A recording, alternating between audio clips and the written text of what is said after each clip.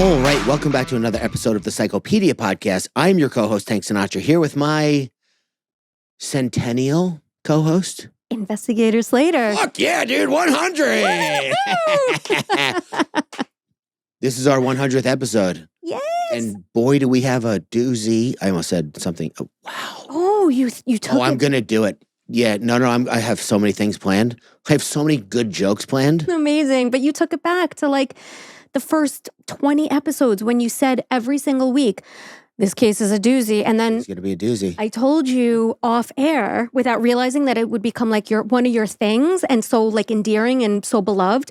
I was like, listen, I don't know how to tell you this. We just started working with each other. So I'm like, am I going to offend him? You're saying doozy a lot. Do you remember that? I was like, you bring in every case by saying it's a doozy. And you're like, oh shit. Wait, I thought you were saying it was going to become my thing. No, I was telling you to stop saying it so much. Like every single case is a doozy. Maybe you want to shake it up a little bit, say something different. And then it just caught on and became your thing. And now I love it and everybody loves it. Now it's without further a doozy. Exactly. Yeah. Listen, if you asked me 2 years ago how many times I said the word doozy in my life. You're not a 90-year-old. I don't. Yeah, well, hey. 2 peas in a pod, aren't we? I know. 2 peas in a pod, aren't we? Yes, sir. It's a big deal, 100, I feel like. Maybe it's not. Maybe after this. What are you saying? It's a massive deal. Okay, it is a massive deal. Yeah, don't talk it down. You're in the right headspace. I just don't want to explode. Explode? Come on, this is amazing. I know, I feel like I'm going to flip this table over. So I remember when we started podcasting and firefighter Dave said to me, the magic number for podcasting is, I think he said 3 or something like very small, that like 80% of people don't make it past their 3rd episode or something. And then the 20% that do are usually the people that run with it and go. Yeah. Or something to that extent. I remember having that conversation. I remember when we hit our 3rd episode and then our 4th and then our 5th and then our 20th. And the fact that we're here today. Well, I'll tell you what. It's not because of us. No. We would not. Listen, we love doing this podcast. I don't know how long we could do it into an abyss, though. Right. So the fact that you guys have made it what it is very appreciated. And that's really what I'm celebrating today. Amen, brother. 100 episodes of y'all. This true crimedy family that we have, which, to your point, is every single person on the other end of this microphone. And we know your people, by the way. You know what I mean? You're not like numbers or just like statistics. Like we do. It's not lost on me, mainly probably because I don't know what your reason is, because of what I do for a living. I get so much garbage online. And my first thought is, I'm reading this, right? Like, that a person is reading this. Why would you say anything like that? It's like the exact opposite with this, because I know they're hearing it, they're loving it, they're, sharing it with people. And I just have a lot of fun doing it. So I'm glad people are listening, because if we had to stop, it'd be pretty sad. Same. Yeah. I don't think I would stop, to be honest, because I just love the content. I love the true crime, the analysis, everything about it is like my jam. Mm-hmm. But having all of these beautiful people on our team just makes it so enjoyable. So thank you to everyone. Here's to 100 more. Here's to 100 more. Well, I don't want to do too much ado. Okay. Because we have a really special case plan. A really special case plan today. It's one that first of all, it's like one of 3 times out of 100 that I've actually known what the case is, what the episode's going to be about. I mean, first of all, am I correct in saying they should be buckling up and locking in for a lot of depth and, a longer episode than normal? Yes. Let's say there's so much. So we are going to have to break this episode, or this case rather, up into 3 parts. And the first part, which is what we're doing today on our 100th episode, is going to be the length of like 2 episodes. So part 1 is going to be very, very long. And then part 2 and part 3 will be a little longer, I would say, than a usual episode. But more. So you're going to say longer than part 1. I was like, fuck. No, but listen, this could be a series unto itself. Of course. And I want to just say one thing while we're talking about this. Every single road I went down could have led me down a million side streets. Yeah, if you think you've heard this case, which I'm sure a lot of you have, you know, if you listen to Psychopedia, you haven't heard it like she's about to present it. Thank you. I hope so. But I just want to mention that as a, doing what we do, right? We have to take some creative liberties, or I would keep people here for weeks on end. Yeah. For one episode, one case. You would love that. I would love that, but I don't want to do that to anyone. So I took some creative liberties in deciding what to include and what not to include. Anything that's going to really help paint the picture of what's going on, I included. But if there's like little side stories that you guys heard on some website or some YouTube channel or whatever, and you think that I didn't hear it, I heard it. Yeah. I just chose not to include it. Yeah. So I just wanted to make that clear so I don't frustrate anybody if I don't have every single piece of information in here that they may have heard. Amen, sister. And if you can't tell, or if you're not watching, we are dressed up today. How did we not mention that off the bat? Really dressed up. I'm wearing a beluga blue suit. And Investigator Slater is wearing a... Don't say it. What? Were you going to say Oompa Loompa?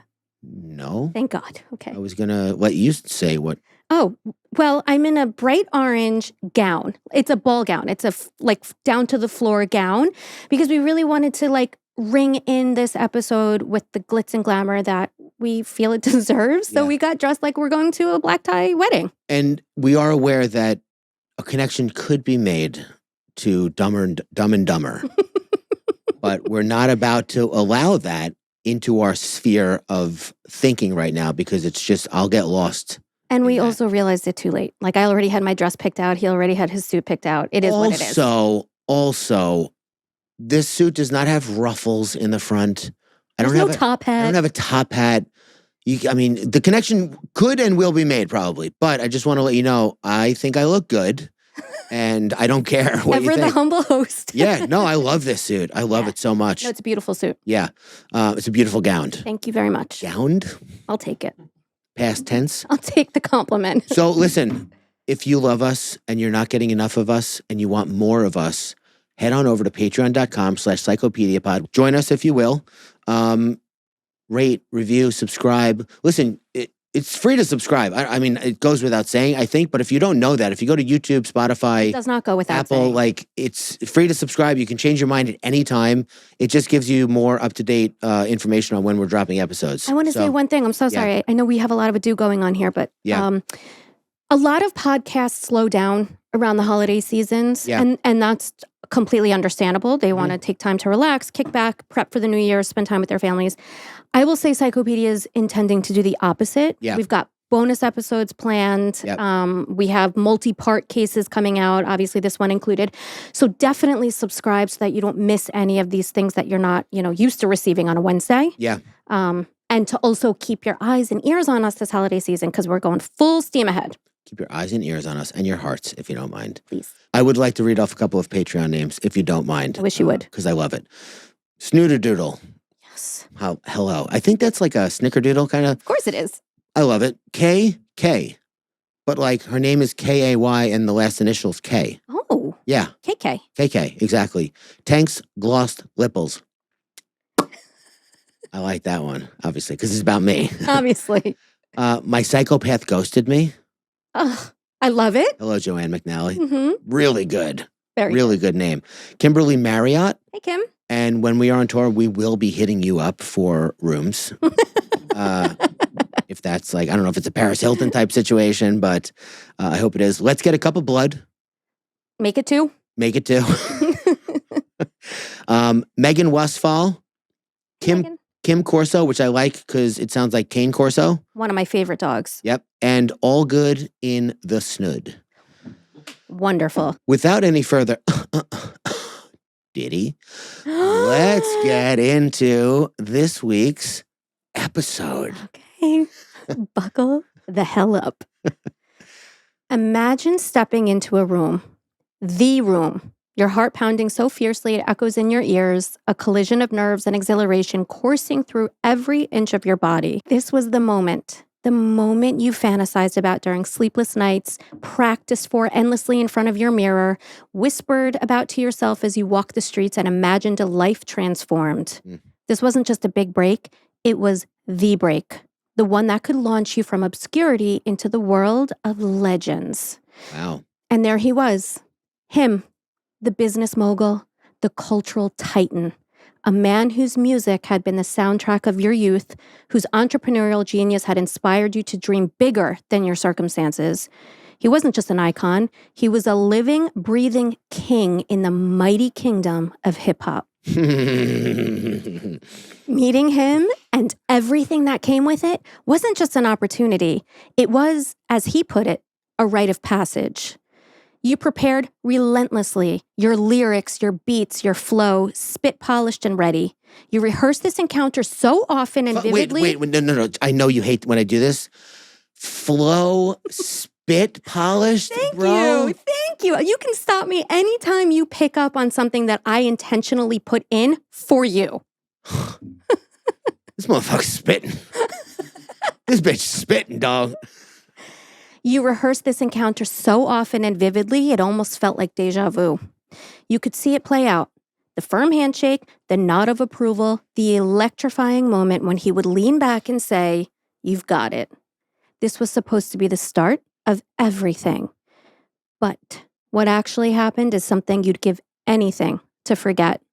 A moment that didn't just shatter your dreams, it twisted them into an unrecognizable nightmare that plays on repeat over and over and over in your mind's eye. And worse still, it was immortalized on film.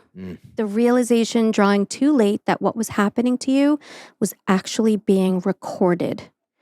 At first, when you entered that room, everything felt right. His words were kind, even encouraging.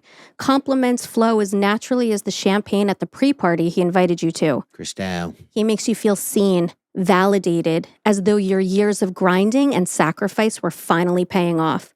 He's everything I imagined, you think. Larger than life, exuding otherworldly charisma like sunlight in his t-shirt that says, "God is the greatest." And at that moment, you couldn't agree more. But then the warmth in his tone shifts, the easy charm curdling into something sour. His gaze, now predatory, lingers too long, the casualness of his compliments becoming uncomfortable. You feel it in your gut, a primal warning that something is wrong. And then he moves closer. A hand rests on your shoulder and lingers.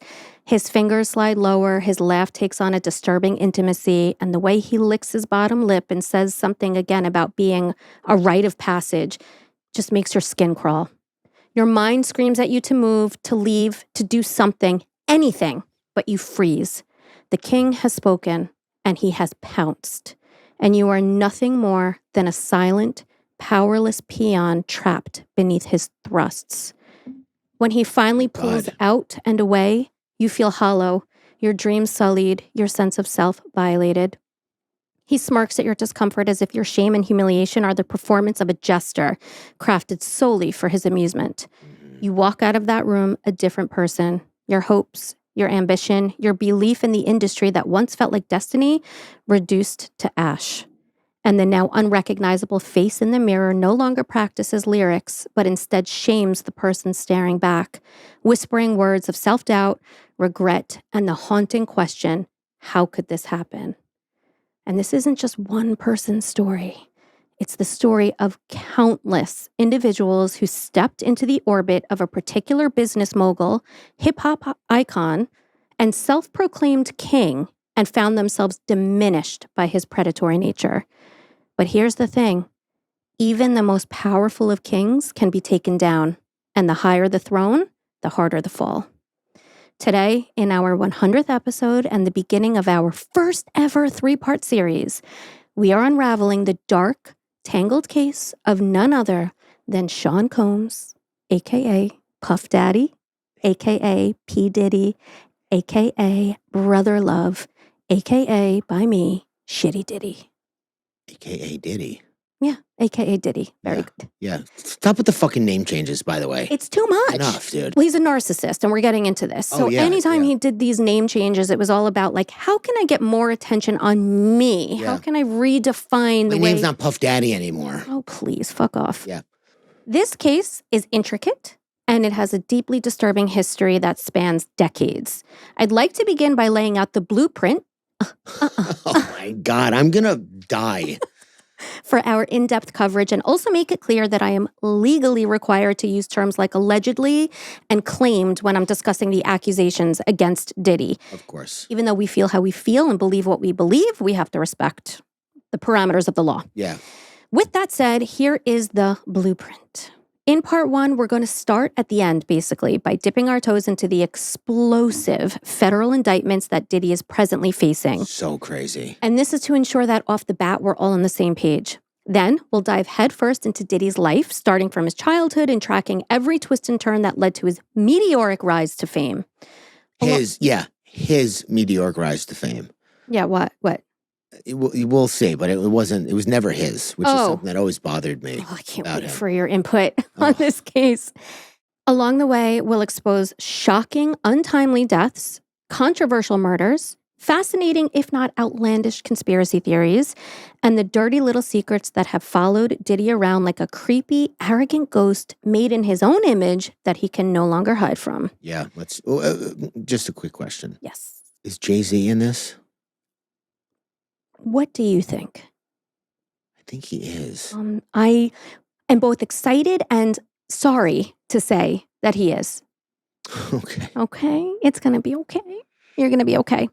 In part one, we'll lay bare Diddy's sexual proclivities, perversions, and alleged crimes that cast a long shadow over his legacy.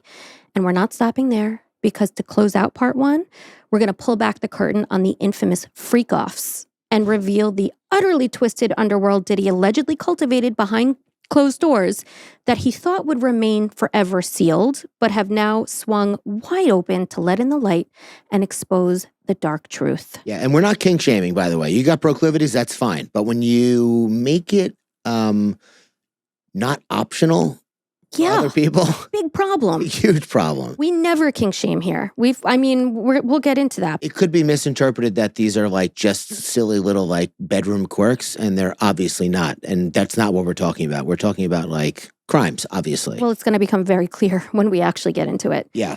Okay, so part two, which will come out next week, we're going to explore Cassie Ventura's groundbreaking lawsuit against Diddy, a watershed moment that not only set a powerful precedent, but also emboldened over 24 survivors to come forward with their own allegations. And reportedly, 120 more are preparing to do the same. Oh my God. If you have that many, you know there's thousands. Oh, yeah. And my family's law firm represents a handful as well. Really? Yep. Cassie Ventura used to date Diddy, just for context. I realize I just said her name and I'm assuming people know, but if this is your first time... If you don't know, now you know. I'll briefly note now, but we're going to dive deeper, obviously, in part two, that what makes Diddy's alleged crimes especially disturbing is the sheer breadth of those he allegedly targeted, spanning age, race, gender, a pattern that starkly defies the typical profile seen in predatory behavior, meaning there doesn't seem to be a consistent victim profile, aside from Diddy always being the most powerful person in the room and using that power to manipulate the hopes and dreams of budding hip-hop artists and aspiring models, and doing worse. From there, we'll shine a light on what's become infamously known as the Diddy List, which is a roster of A-list celebrities allegedly involved in, complicit in, or at least aware of the horrific acts of sexual exploitation and violence that took place at Diddy's notorious parties. Involved in, aware of? Yeah, or complicit in one way or another. Maybe they helped to bring in some of the victims to the parties. Yeah. Facilitated the distribution of the drugs. I realize I'm jumping the gun here by like giving these little bits of information early. A lot of moving pieces. But there will be, and that's also kind of a good warning to put at this stage as well. There are a lot of moving parts, a jumpy timeline. So I've tried to organize it as best as I can. And if you have any questions, stop me. Okay. So I just gave you the blueprint for part one and part two. In part three, we're going to discuss the law called the Adult Survivors Act in New York that enabled survivors to legally come forward from 2022 to 2023, and another law, the New York City Gender Motivated Violence Act, that continues to allow survivors in the New York City jurisdiction to seek justice and accountability for gender-based violence until March 1st, 2025. Okay. And the Adult Survivors Act in New York is near and dear to my heart. You probably remember, Tank, that I helped to lobby to get that law passed, and my family's law firm took an active role in that. Then we're going to thoroughly examine most of the 25 lawsuits that have already been filed by survivors, some of whom were minors at the time that they endured sexual abuse allegedly at the hands of Diddy, and all of whom deserve to have their voices heard. And finally, we'll close out part 3, and therefore our first 3-part series, by exploring the crime mind behind the alleged perpetrator, and we'll psychologically explore the man who presently sits behind bars, maintaining his innocence. You know where he is, by the way? Yes, I do. Is it the MDCC? Yes, sir. It's a bad place. Yeah.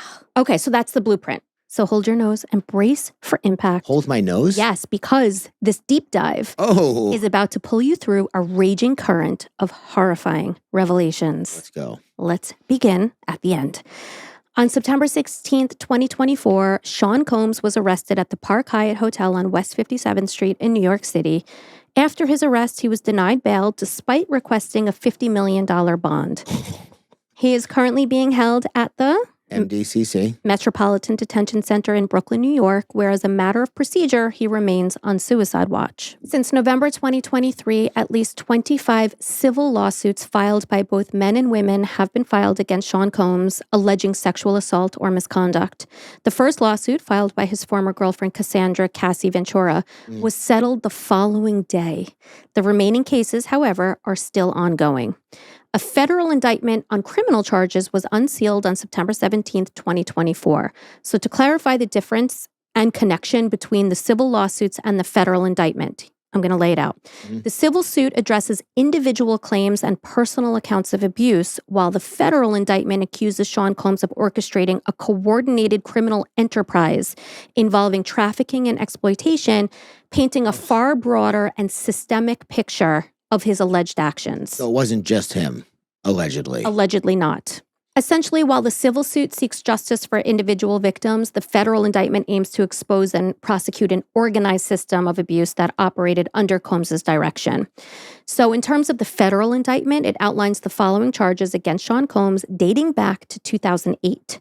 1. Racketeering conspiracy.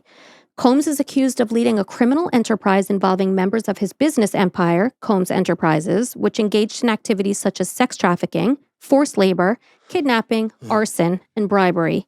Arson? The enterprise allegedly served to further his personal, financial, and sexual interests by exploiting women, employees, and others. In simpler terms, it means being involved in a coordinated effort to engage in criminal activities for profit, often as part of a larger criminal organization. And the conspiracy aspect means that the individual or group doesn't necessarily have to commit all the illegal acts themselves, but they conspire with others to further the criminal enterprise. Is that what racketeering is? Yeah. Racketeering is crime for profit? So racketeering is a broad term that describes a pattern of illegal activities that's carried out for profit. Do you know that racketeering was not always a thing and that they basically created it so that they could arrest members of the mafia? I was just going to say for organized crime. Yeah. Makes sense. Yeah. It does.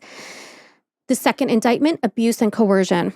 Sean Combs is charged with using violence, intimidation, and coercion to force women to participate in elaborate, orchestrated sexual acts, often involving commercial sex workers.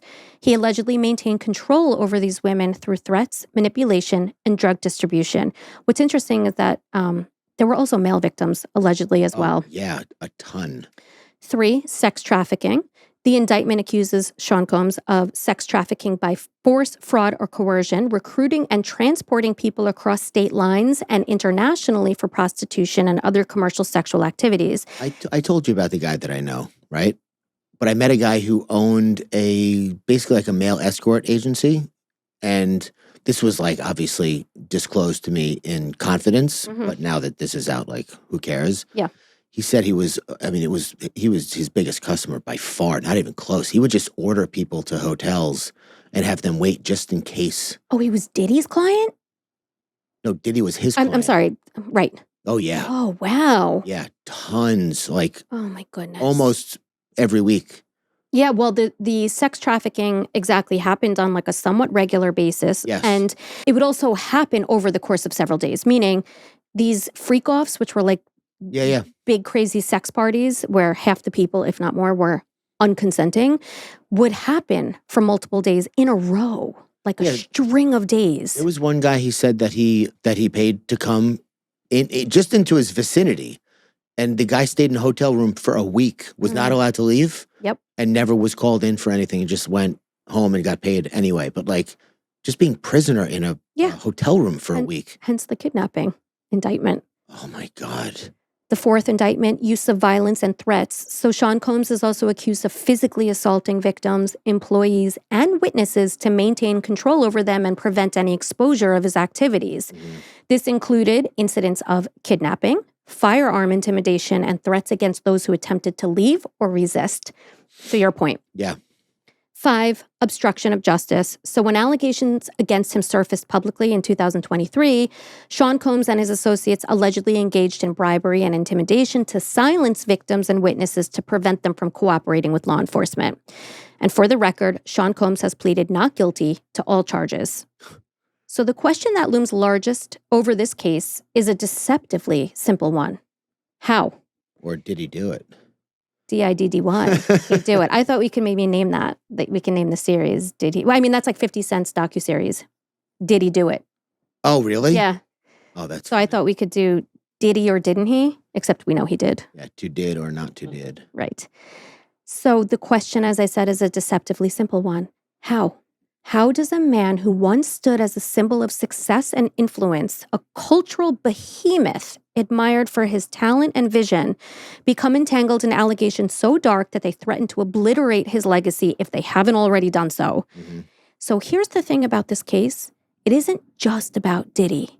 It's about the corrosive forces of fame, the unchecked ego that rots from within, and the haunting reality that the brightest stars often cast the darkest, most sinister shadows. Sean John Combs was born on November 4th, 1969 to Janice and Melvin Combs. I forgot his name was Sean John. He had like a whole fashion line.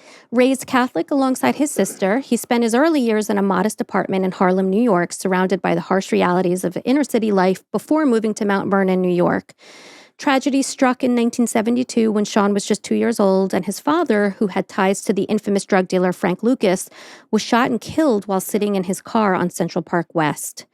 Despite being exposed to the violence and hardships of Harlem's criminal underworld at a very young age, Sean remained remarkably focused and had an entrepreneurial drive. He worked hard to earn money through honest means and sold newspapers as a child to help bring in money.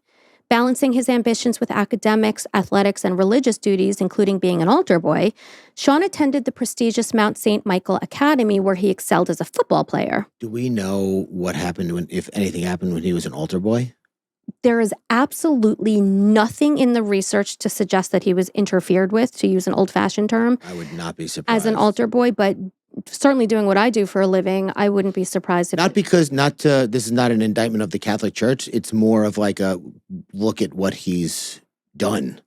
Look at his past to see if there's some type of indicator as to what may have led him to become a prolific abuser, allegedly. Yeah, because this isn't even like a big deal. This is like a once in a generation, I don't know. It's so much bigger than I can even fathom right now. This is the thing though, Tank. It really isn't a once in a generation thing anymore. And that's the thing. There's a reckoning happening. And there really is. And these big wigs, these business moguls, these, industry leaders, these people who fancy themselves untouchable, they're not. It's like I said in the intro, like even kings can be taken down, and they are now. And the higher the throne, the bigger the fall. Most kings get driven so insane that they try to hit the same vein that Kurt Cobain did. I can't believe it took this long. Oh, I've been really trying to control myself. I don't. So it was around this time during his childhood that Sean earned the nickname Puff. Pop quiz. Oh my God, I forgot about pop I know you're so into it already. Why was Sean Combs given the nickname Puff as a kid? A, it was a dig at the fact that his father, a drug dealer, got himself killed. B, he had an obsession with the popular kids' cereal Cocoa Puffs. C, because he would huff and puff when he was angry. C. Yeah. Did you know that? No, but it's cute. Yeah.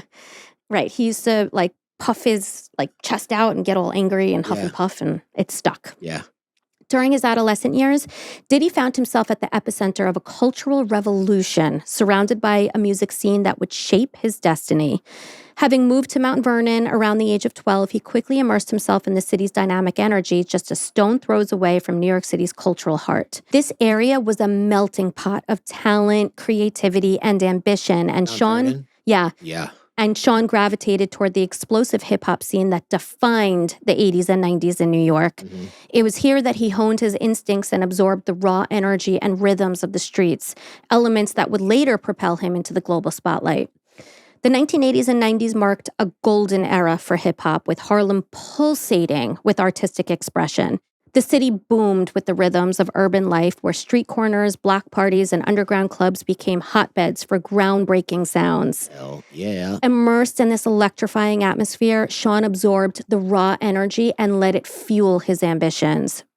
And his ascent to stardom was rather quick, a testament, hate it or love it at this point, to his extraordinary talent, unshakable work ethic, and visionary leadership. A pivotal moment in Sean's musical journey came in 1990 after he dropped out of college at Howard University in Washington, D.C., and secured an internship at Uptown Records, a prominent Harlem-based R&B and hip-hop label. Mm-hmm. This incredible opportunity as a talent director gave him the chance to collaborate with industry powerhouses like Mary J. Blige, Heavy D, and Jodeci, shaping his vision and setting the stage for his rise as one of music's most influential moguls. Yeah. However, he hit a major bump in the road, to put it mildly, in 1991 with respect to negative publicity. Mm-hmm. That year, he teamed up with American rapper, record producer, and actor Heavy D to promote an AIDS fundraiser held at the City College of New York, CCNY, gymnasium following a charity basketball game. In 91? Yeah. Okay. The gym, which had a capacity of 2,730 people, was oversold, leading to a crowd of as many as 5,000 attendees. Oof. The event lacked the necessary security to manage the overwhelming numbers, and when organizers closed the doors to stop further entry, the crowd outside became unruly. In the chaos that ensued, people broke down the gymnasium's doors and rushed into the lobby, triggering a stampede that tragically resulted in 9 deaths and left 29 others injured. 2,700 in a gym is like, what kind of gym was this? A big one. Big gym. I mean, it was out of college. I know. I'm just trying to picture like I don't know, like a basketball. I guess. Oh, you know what? Okay, sorry. Think of UMD. Think of the basketball stadium. Yeah. You're thinking, I know, originally like a gym, like where we like at my son's had elementary high school school. sports. Exactly. So the administration of then New York City's Mayor David Dinkins released a 67-page report titled, quote, "A Failure of Responsibility," which criticized Sean Combs for hiring insufficient and inexperienced security. Sean eventually settled multiple lawsuits filed by the families of those who sadly died in the gymnasium, with the final lawsuit being resolved in the year 2000. Well, he was 22 at this point? Yeah, young. I did something similar where I did something that I had no business doing. I put on like a Long Island hardcore show at this club in Comac that was like underground. Would I know the club? I wouldn't even know the club. Oh, okay. That's a definite no then, because I was not as cool as you. But it was huge, got way bigger than I ever thought it was going to be. I was like 15. Oh my God. Yeah. You were an actual child. I was an actual child, and it was so well attended. The guys who owned the club were jerks, and the tickets originally were $5. Then when they saw how many people it was, they raised it to 10. Then they eventually raised it to 20. There was some people who paid 30 to get in because it was like a really I convinced the band to come out of retirement to do a show. No idea. Listen to a 15-year-old though. No, I mean, could you sell a ketchup pop to a woman wearing white gloves? Oh, I could. I have. Yeah, I believe it. But it got so out of control, people started damaging the venue. Then they didn't pay me. Then I couldn't pay the bands. And then the bands were mad at me. Of course. But there could have been way bigger problems. No one was physically hurt? No. Okay, thank God for that. I almost got physically hurt. I bet. But despite that horribly tragic event, Sean continued to excel in the music industry. Can't stop, won't stop. Diddy had become so integral in the world of hip hop that unapologetically causing a literal stampede couldn't stop him. As Sean indicated to Oprah Winfrey in an interview he provided years later, quote, I was like a wonder kid at Uptown. The first record I produced sold 2 million copies, and I'd only produced it because the producer didn't show up. My talent is definitely a gift. I don't understand where it comes from. I don't play an instrument, and I never went to school for music production, but I know exactly how a song should sound and how to give an artist direction. Yeah. Then, in 1993, Sean Combs, the Wonder Boy, was indeed finally knocked down a peg, so to speak, when he got fired from his position at Uptown Records after violating company protocol and thumbing his nose at workplace politics. According to Sean, he got fired because he wasn't getting along with the label founder, Andre Harrell, and, quote, there can't be two kings in one castle. And already by that point, Sean felt his head was worthy enough to wear a crown. The crown. And according to Sean, getting fired was one of the best things that could have ever happened to him, as it essentially got him anointed. Because after being fired, Sean Combs went on to start a little-known production company you might have heard of called Bad Boy Records. And with that new venture, he didn't just build a brand, he created an empire where he could reign with a twisted sense of power and rule with corrupt, perverse brutality. Fueled by his unrelenting drive and ability to spot and cultivate talent and eventually abuse and manipulate said talent, allegedly, Sean set out to redefine the sound and image of hip-hop by working with both upcoming and established rap, hip-hop, and R&B record. I'm going to have to say the whole sentence over. I'm very sorry. Oh my God, are you kidding me? Really? Oh my God. Such a Scared great me. actor. You are a good actor. Fueled by his unrelenting drive and ability to spot and cultivate talent and eventually abuse and manipulate said talent, Sean set out to redefine the sound and image of hip-hop by working with both upcoming and established rap, hip-hop, and R&B recording artists, including, but not limited to, Aretha Franklin, Mariah Carey, New Edition, Method Man, Babyface, TLC, Boyz II Men, Lil' Kim, SWV, Mary J. Blige, Faith Evans, who was married to our next name on the list, Christopher Wallace, better known as the Notorious B.I.G., a.k.a. Biggie Smalls, a.k.a. Biggie. Yeah. One of Sean's earliest major successes came with the release of Biggie's debut album, Ready to Die, in 1994. See, sorry, even calling it one of Sean's earliest successes is like, how is it his success? The guy attached himself to a rocket ship. He collaborated, though. He wasn't not involved. He was involved, but when Suge Knight, everyone got so mad when Suge Knight at the Source Awards was like, if you want a record producer that ain't trying to be all up in the video, all up in the record, screaming his name, come to Death Row. And everyone went nuts. And it's like, yeah, no, he is kind of doing that. He just like shoehorns himself in. Absolutely. Wherever he can do it. Yeah, but whether he fits or not. It worked until it didn't. Yeah.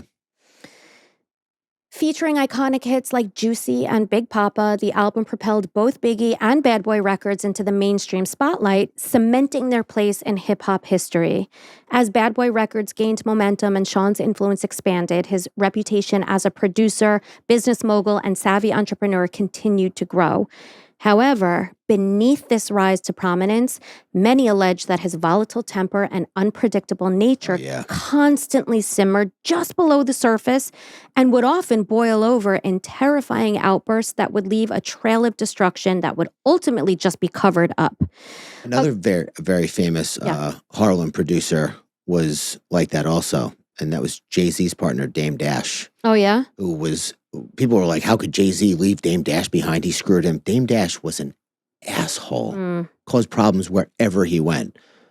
So I guess like it's not them being from Harlem, it's not them being record producers, but it is ironic that two people from the same place in the same position. Right. I do think that certain personality types come with certain traits, right? Yeah, so to make it so big in one vein, maybe you have to have these negative things in the other vein. Yeah. That quote unquote your normal typical person doesn't have, which is why I'm not where Diddy is right now. Yeah, thank God. Thank God is right. According to Kirk Burroughs, Bad Boy's co-founding partner and president, in 1994, Sean physically attacked a woman inside Bad Boy's office. Burroughs and another former employee told Rolling Stone magazine that they had to pull Sean off the woman after hearing her screams and sound of shattering glass. Years later, in 2003, Kirk Burroughs actually sued Sean Combs for allegedly threatening him with a baseball bat and coercing him into signing over his stake in the company. However, due to an expired statute of limitations, Kirk's lawsuit wound up being dismissed. Just like Suge Knight. Yeah. Suge Knight was doing the same stuff. Suge Knight pops up a lot and starting very soon. I can't wait. I know. Suge Knight is a bad person, by the way. He's not good. He's not great. He's serving a 25-year sentence right now. No, he's a full-blown criminal. Absolutely. But he was right about Diddy. Even a broken clock is right twice a day. In addition... Or once a lifetime. As it were. In addition to the alleged physical assault of a woman inside Bad Boy's office in 1994, another chilling accusation comes from a woman named April Lampros, a former intern at Arista Records, which worked closely with Bad Boy Records. She recounts a nightmarish encounter in the mid-1990s when, in a dimly lit parking garage, Diddy allegedly turned violent, forcing her to her knees and compelling her to perform oral sex in an utterly dehumanizing act of violence. Just one of 4 horrific sexual assaults that she claims to have endured under his power. Wow. We'll unravel the full extent of her really, really devastating allegations in part 3 when we go through the lawsuits, alongside the mounting, other lawsuits. Yeah. And the number of plaintiffs isn't just growing, by the way, it's accelerating at an unnerving pace. Each new claim further exposing the shadowy, predatory empire Diddy allegedly built behind that glittering facade of fame. Good. I hope they all get their justice. Me too. Me too. It's. I'm sure there are some people in there who are jumping in, as people do. It's understood, certain percentage. Let's leave it to the investigators like yourself who are going to get down to the bottom of who's, Yeah. In the 90s, the East Coast, West Coast hip-hop rivalry wasn't just heating up. It was turning into a full-blown title fight with near-knockout punches thrown in tracks, interviews, and award shows. Yeah. In one corner stood East Coast heavyweights Diddy and Notorious B.I.G. representing Bad Boy Records. In the other corner were Death Row's West Coast juggernauts, Tupac Shakur and Suge Knight.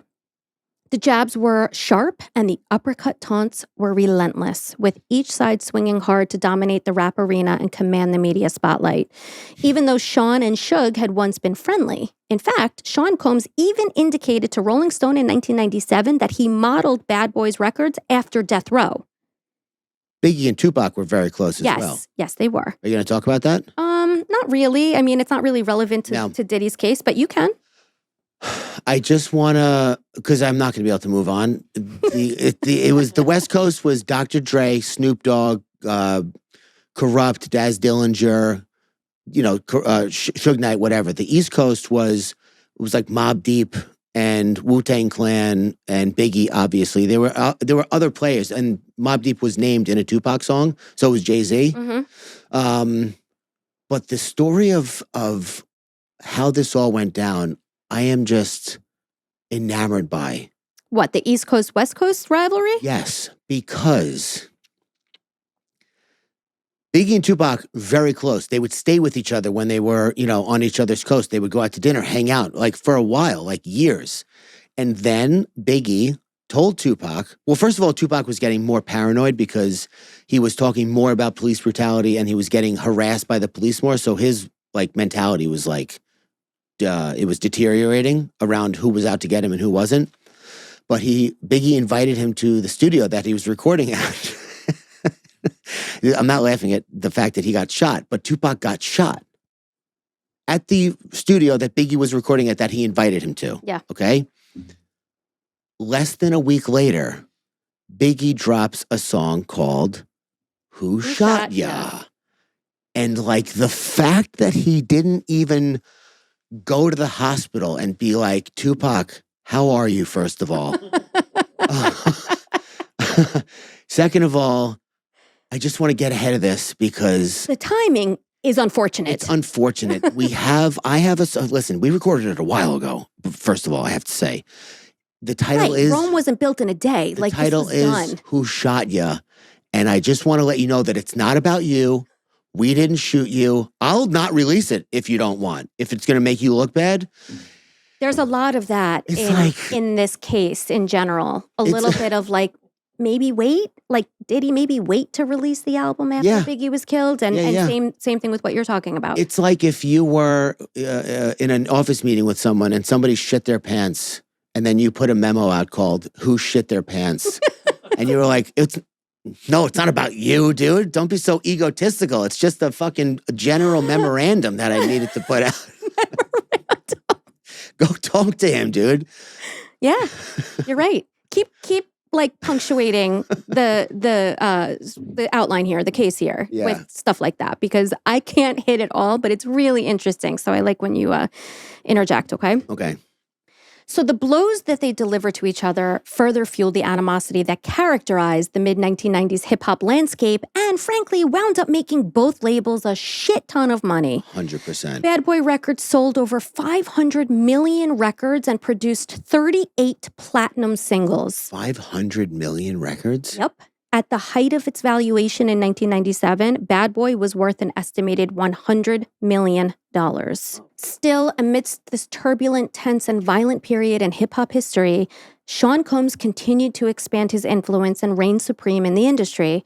Between 1994 and 1995, this creep chased waterfalls and produced several tracks for TLC's Crazy Sexy Cool. Did you get the creep and waterfalls? The Chase Waterfalls thing lost me, but... Creep? Yeah. An album that would go on to achieve immense success and finish the decade ranked as the 25th top pop album on Billboard's list. Do you want to guess how many times I've watched the Don't Go Chasing Waterfalls video? Well, can you hold that thought? Because we got a pop quiz in 1 minute here. Okay. But this marked another milestone in Sean Combs' career and further solidified his reputation as a masterful producer and key player in shaping the overall sound of the entire era. All right, maybe he did know what he was doing. He did, Tank. Right. That's the thing. Hate it or love it, and I hate it, right? The underdog's on top. Right, but this is the thing, right? Like, even when we talk about serial killers and this and that, and they all come from a past, and we always sort of like acknowledge that we feel bad, we empathize from where those people came from. We don't excuse anything they went on to do. It's like the same thing with Diddy. Like, you got to respect sort of a lot of his accomplishments. Yeah. Separate the like art from the artist, right? I do it with R. Kelly. Exactly. I know. Diddy. So R. Kelly's, they're both so bad. I fucking hate them both. And I have a hard time separating the art from the artist. I really do. But Well, I did force you to listen to parts 1 through 12 only. There's 25 parts. 1 through 12 only? 1 through 12 of Trapped in the Closet, which works out to about 40 minutes of listening time. But yeah, I can't ever get that time back. That's the thing, you know? Anyway, pop quiz. Ooh. Which statement about me is true? Okay. A, I can rap the entire verse that Left Eye delivers in Don't Go Chasing Waterfalls. Mm-hmm. B, I used to be able to sign the entire song Unpretty by TLC, which famously featured sign language for the entire song in the music video. Okay. C, I showed up to the recording studio 2 weeks ago singing No Scrubs by TLC, and you asked if I was calling you a scrub. D, all of the above. Fuck.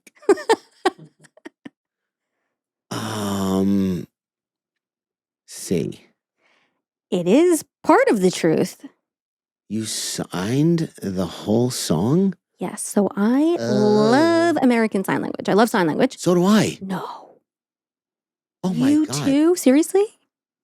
That's a crazy... I have a great story about sign language. Yeah, you want to tell it? I would love to tell it. The floor is yours. There was a meeting that I used to go to. It's no longer it's no longer around, but it was at a school for deaf people. And they had an interpreter there because there was like 3 or 4 deaf people who would come to the meeting, right? Sure. So one day, Sunday morning, this guy's talking and he's like, blah, blah, blah. The person's signing. And then he goes, I was a real fucking jerk off. Oh. And everybody went dead quiet and looked at her. And she was like... Did she do it? And we went berserk. Did you ever see oh my God, it was amazing. WAP signed? Yeah. Oh, it's incredible. Yeah. It's incredible. Oh, it was amazing. What a great moment. I'm really glad that it exists. I don't even though. know if that's the right thing, but she gave it to us. I'm glad that it exists though for individuals who are deaf. But yes, Oh, yeah. so I was able to sign the entire song. I can still rap the entire Left Eye part of that. I don't doubt. Don't Go Chasing Waterfalls. And do you not remember me singing No Scrubs? And you're like, are you calling me a scrub? I said C. Oh, you did. My bad. So yes, you do remember that. Yeah. So how many times have you seen Don't Go Chasing Waterfalls, the video? Oh my God, I don't know. I feel like I saw it every time it was on for like the entire year and a half. You may have. That they played it hundreds of times. I love the video. And Creep too. I love the band. Oh, so I creep. Yeah, just creeping on the down low.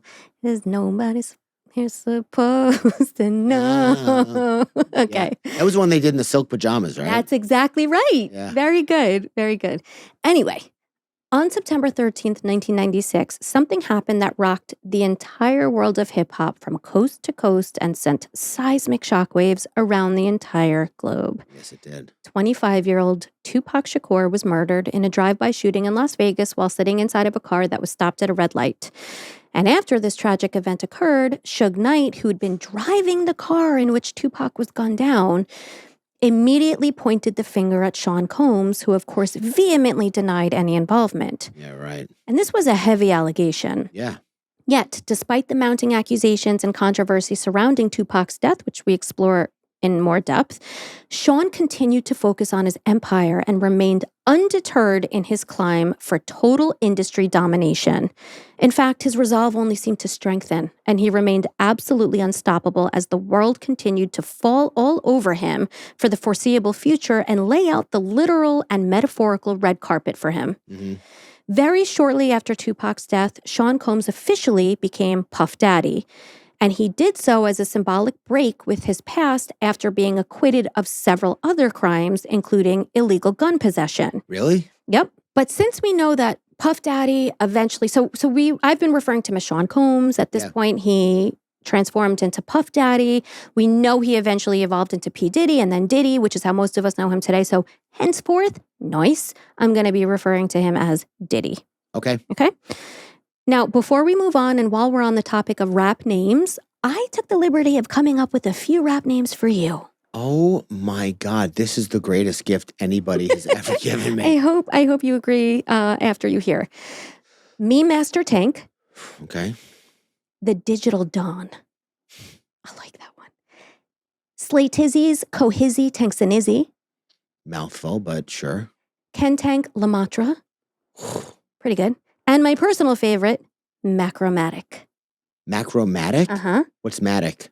So Matic, I believe, has the, not etymology. Yeah, etymology. Uh-huh. In Greek to mean in the manner of. So when I called you macromatic, okay, you're in the manner of being macro. What is the method? Method man. Method and manner. Yep. That's what the That's right. So those are the names I came up with. No. I like the Digital Dawn, just like you. Mm-hmm. And I like Macromatic. My first instinct is to shorten it to macro. Fine. But the thing is, you have to have the whole name. Let the people shorten it. You know what I mean? P. Diddy became Diddy because people just did that. No, he did that. Oh, yeah. Fine. Okay. Hey, everybody, press conference. If I may have your attention.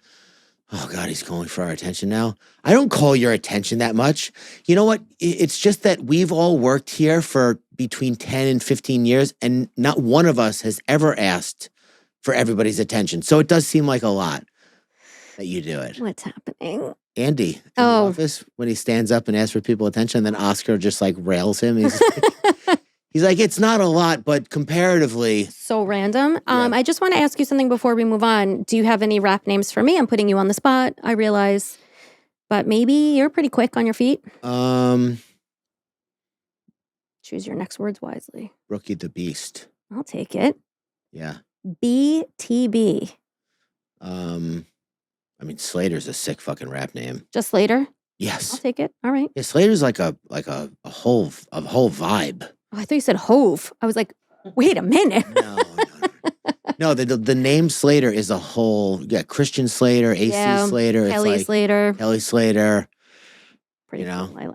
I'm with it. I like it. Good. Yeah. So Diddy was officially at the helm of society's elite. He founded a clothing company, Sean John, in 1998, and later expanded into the spirits industry with partnerships for Ciroc Vodka in 2007 and De Leon Tequila in 2014. These ventures, alongside his media network Revolt TV, reflected a man who didn't just adapt to the changing tides of culture, he created the waves. And he did so by navigating turbulent waters, sometimes enduring the storm, sometimes creating it, depending on your position, including, potentially, the devastating loss of his close friend and collaborator, the notorious B.I.G. I've heard this theory floated around as well. At just 24 years old, Biggie was killed on March 9th, 1997, just 6 months after Tupac's death, after leaving Diddy's Vibe magazine party in a GMC Suburban SUV, which stopped at a red light at the intersection of Wilshire Boulevard and South Fairfax in Los Angeles, California. While stopped, a Chevrolet Impala pulled up alongside Biggie's vehicle, and according to witnesses, a black male dressed in a blue suit and bow tie rolled down his window and shot Biggie 4 times. While investigators consider Biggie's homicide an unsolved act of retaliation, and Biggie's mother, widow, and children blame the LAPD and filed a $400 million wrongful death lawsuit accordingly, many other people in the industry especially believe that Diddy was responsible. Willetta Wallace wants justice. Yes. She deserves it. Absolutely. It has been reported that prior to his death, Biggie had grown frustrated with his situation at Bad Boy Records and felt both creatively stifled and financially undercompensated. Really? There was speculation that Biggie was considering a move to sign with a new label or pursue solo ventures, which for sure would have altered the dynamics of the East Coast rap scene and Bad Boy's dominance. The timing of his death, just as his career seemed poised to evolve, raised questions about whether his intentions to possibly break off from Diddy played a role in the tragedy. I wonder if Diddy knew about this phenomenon. I get caught up in that too. About this phenomenon, like the Lox have a line in one of their songs where he says, "You find your man dead in the ocean. It'll be all right though. You know, dead rappers get better promotion." This idea of like, and Jay-Z tried to do the same thing with the Black Album. He was like, "I'm supposed to be number 1 on everybody's list. See what happens when I no longer exist." And he fuck out of here. He like is so frustrated that he can't get the accolades that he truly because he's still deserves. alive.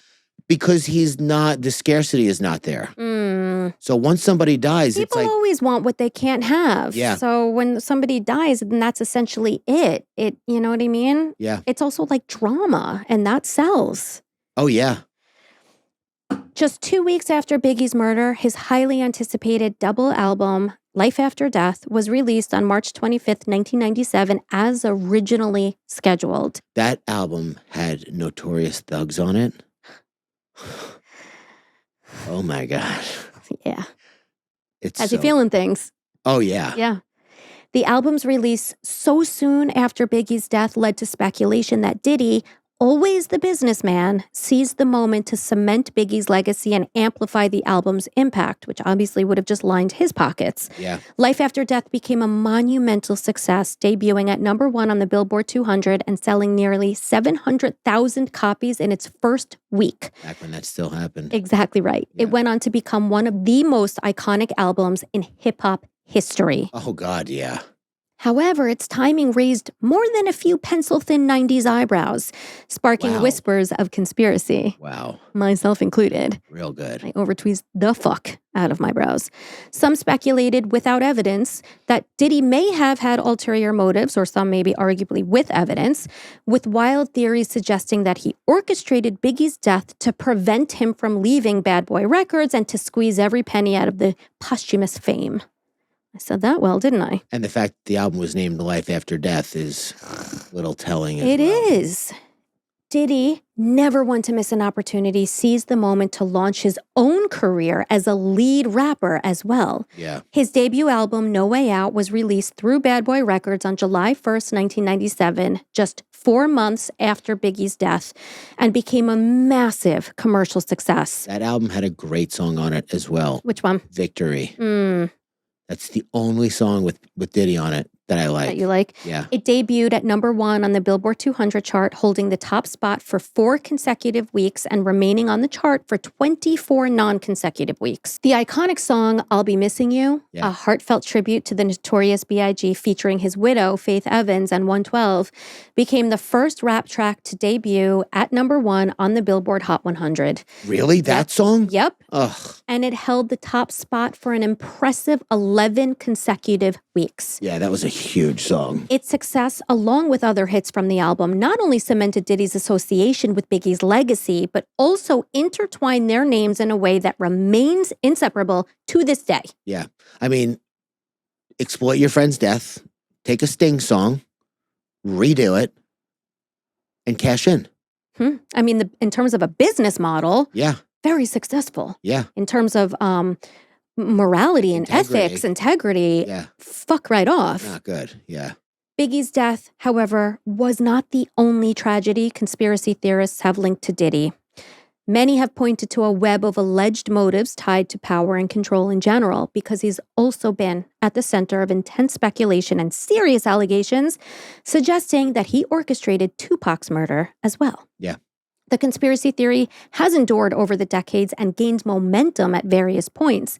In fact, as recently as 2018, Eminem fueled speculation in his track Kill Shot, where he took aim at Diddy by saying, "But Kells referring to Machine Gun Kelly, the day you put out a hit, the day Diddy admits that he put the hit out that got Pac killed." Oh my God. I know.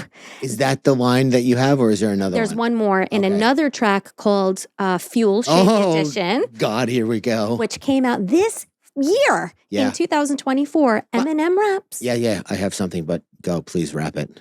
Notorious B.I.G.'s death was the domino effect of Tupac's murder. Like facial tissue, whose card should I clean next? Puff's? Till he's in police handcuffs, guilty, will he step up? Is that the line? Yeah. That's not the line I'm thinking Oh of. my God, then bring it. Oh my God. If don't mind Don't mind if I do. Don't mind if I do. It's one of those lines where if it was on a tape, you could not hit rewind fast enough on With it. your pencil. Yeah. So he goes, I'm like an RAPER. Yeah. Got so many essays. Like essays, like homies. Wait, he didn't just spell the word rapper and leave out a P, did he? Raper. I mean, yeah. Bruh. Yeah. A 2024 shot. I mean, it's like, By the way, we cannot brush past the impact that Cat Williams has had on this society since his interview. yes. He's mentioned like he was calling Diddy out back then. He's like, this is the year of reckoning. It's all coming Just out. what I said in the intro. Diddy's going to jail. He's coming out. It's all gonna come out. And everyone, well, first of all, he reminds me of you because he's very small and he's just an overconfident runt. He made claims in the interview. He said he read 3,500 books a year for 10 years. Maybe he did. 10 books a day. Yeah, that's not happening. By the way, at like age 9. Right. And he stands by it. He also said he could run like a 4-1-40, which is like, Come on. so it kind of discredited a little bit of it for me because I was like, what is this guy talking about? He's just wilding out. That's the thing. We come across this shortly where there's somebody else who kind of blew the whistle on what was going on with Diddy, but he was otherwise a completely unhinged individual. So what he said, which in hindsight was likely completely on point and accurate, Yeah. got dismissed with all of his other unhinged, absurd like- allegations that he was flinging about. Like you're just throwing things out. Yeah, like exactly. that. That's the thing. It's almost like the boy who cried wolf type of thing, right? Yeah. But going back to where we were in our timeline, which is 1998, Diddy took home the Grammy for Best Rap Album that year.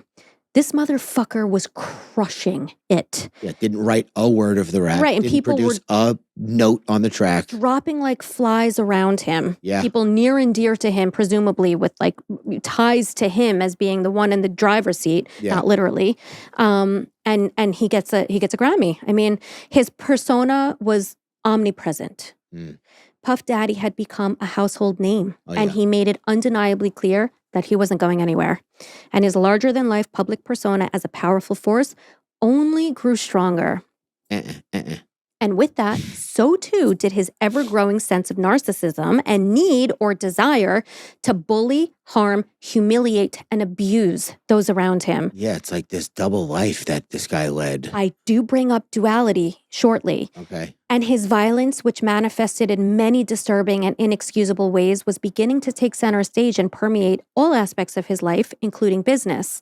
For example, in April 1999, Diddy had allegedly become violent after Interscope Records executive Steve Stout failed to remove Diddy from a crucifixion scene in a Nas music video.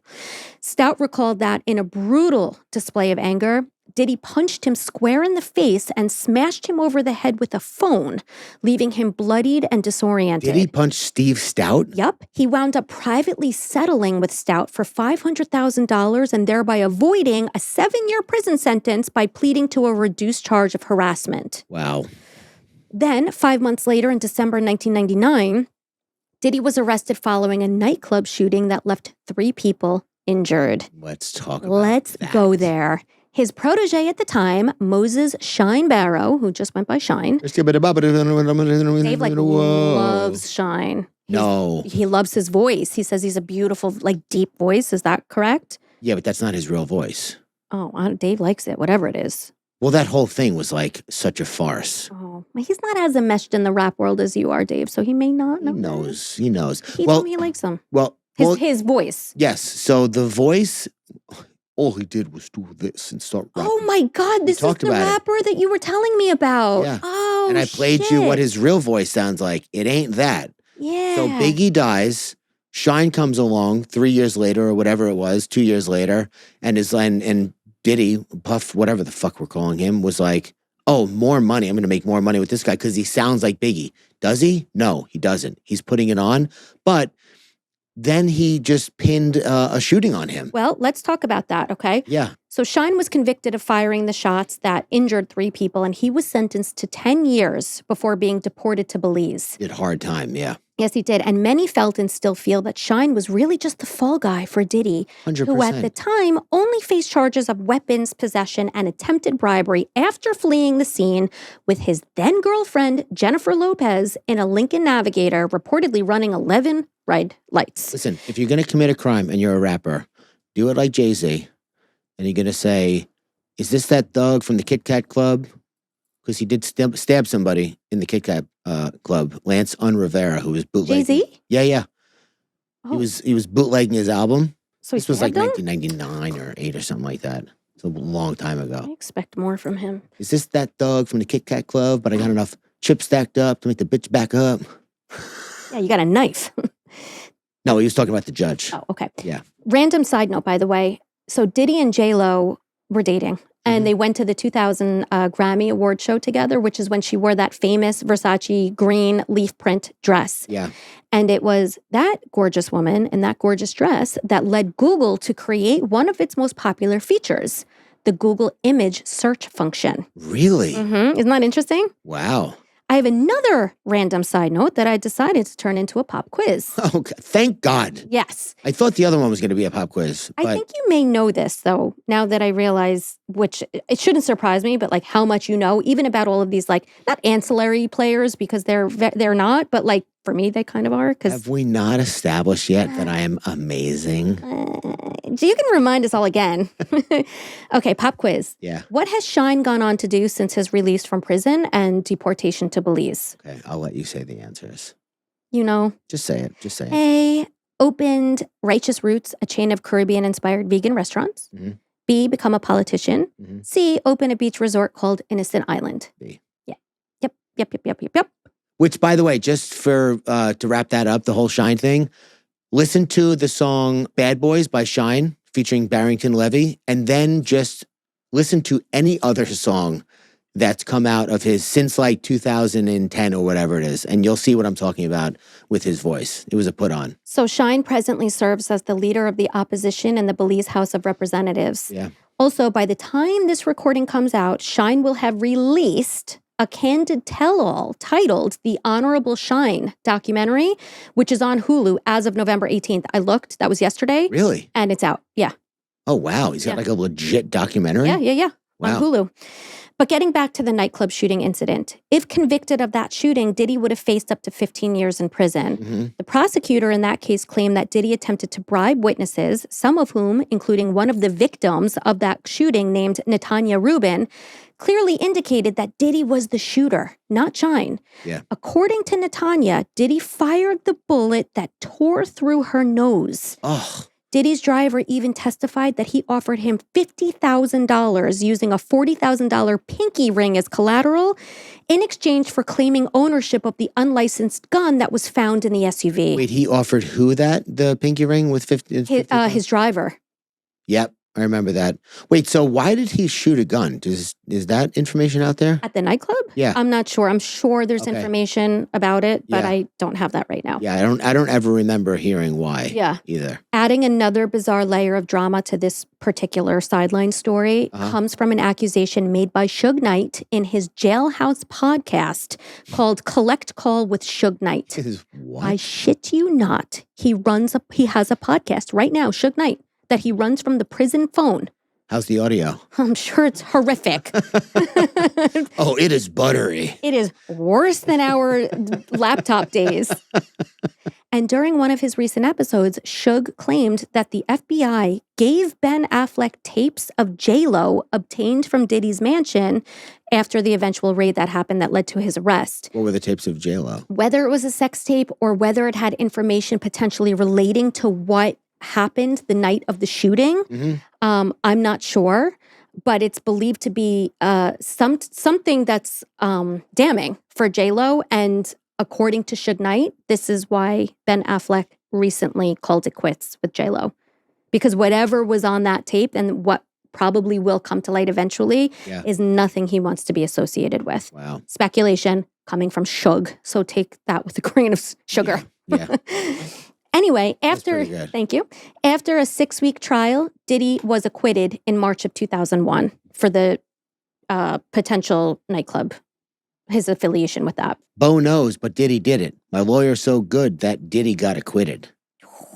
Sick. It's actually off another decent song that he's on, which I could handle without him. It's I Get Money, 50 Cent song, remix. Yeah, Dave and I have been all over 50 Cent for some reason recently. Like you gotta listen to Guess Who's Back, which is his pre. All I think of Guess Who's Back. No, I know it's not, but post Power of the Dollar, pre Get Rich or Die Trying. Oh my God! Yeah, put me onto it. Remind me. So good. Pop quiz. Hey, nice. After he was acquitted and left the courthouse in March 2001, what did Diddy immediately do? Okay. A, head straight to church. B, fire his entire Bad Boys staff and hire Playboy bunnies as interns. C, point a finger gun at a TV camera while winking. 3. C. No, I made that up. 3. 1. A? Yeah. A. Geez, I don't. Yes. A. Yes. A. Yeah. He reportedly headed straight to church. It's like Diddy once said on Jimmy Kimmel Live, quote, "I feel like I got God in me and it's just shining." But then, after walking out of church, he went directly to the Peninsula Hotel where he threw a massive drug-fueled sex party to celebrate the verdict. Yeah. It was there that a woman working for Bad Boys as a freelance graphic designer who wishes to remain anonymous has indicated that Diddy put his hands all over her while soliciting her for sex. This woman firmly maintains that Diddy treated her as though she existed to, quote, accommodate his whims. So it would seem that while Diddy might have prayed for forgiveness or thanked God for his freedom or whatever he was doing in that church, his actions afterward didn't quite reflect any newfound piety or devotion to behaving in a wholesome manner. Piety. You like it? I did, yeah. I thought you were saying P. Diddy.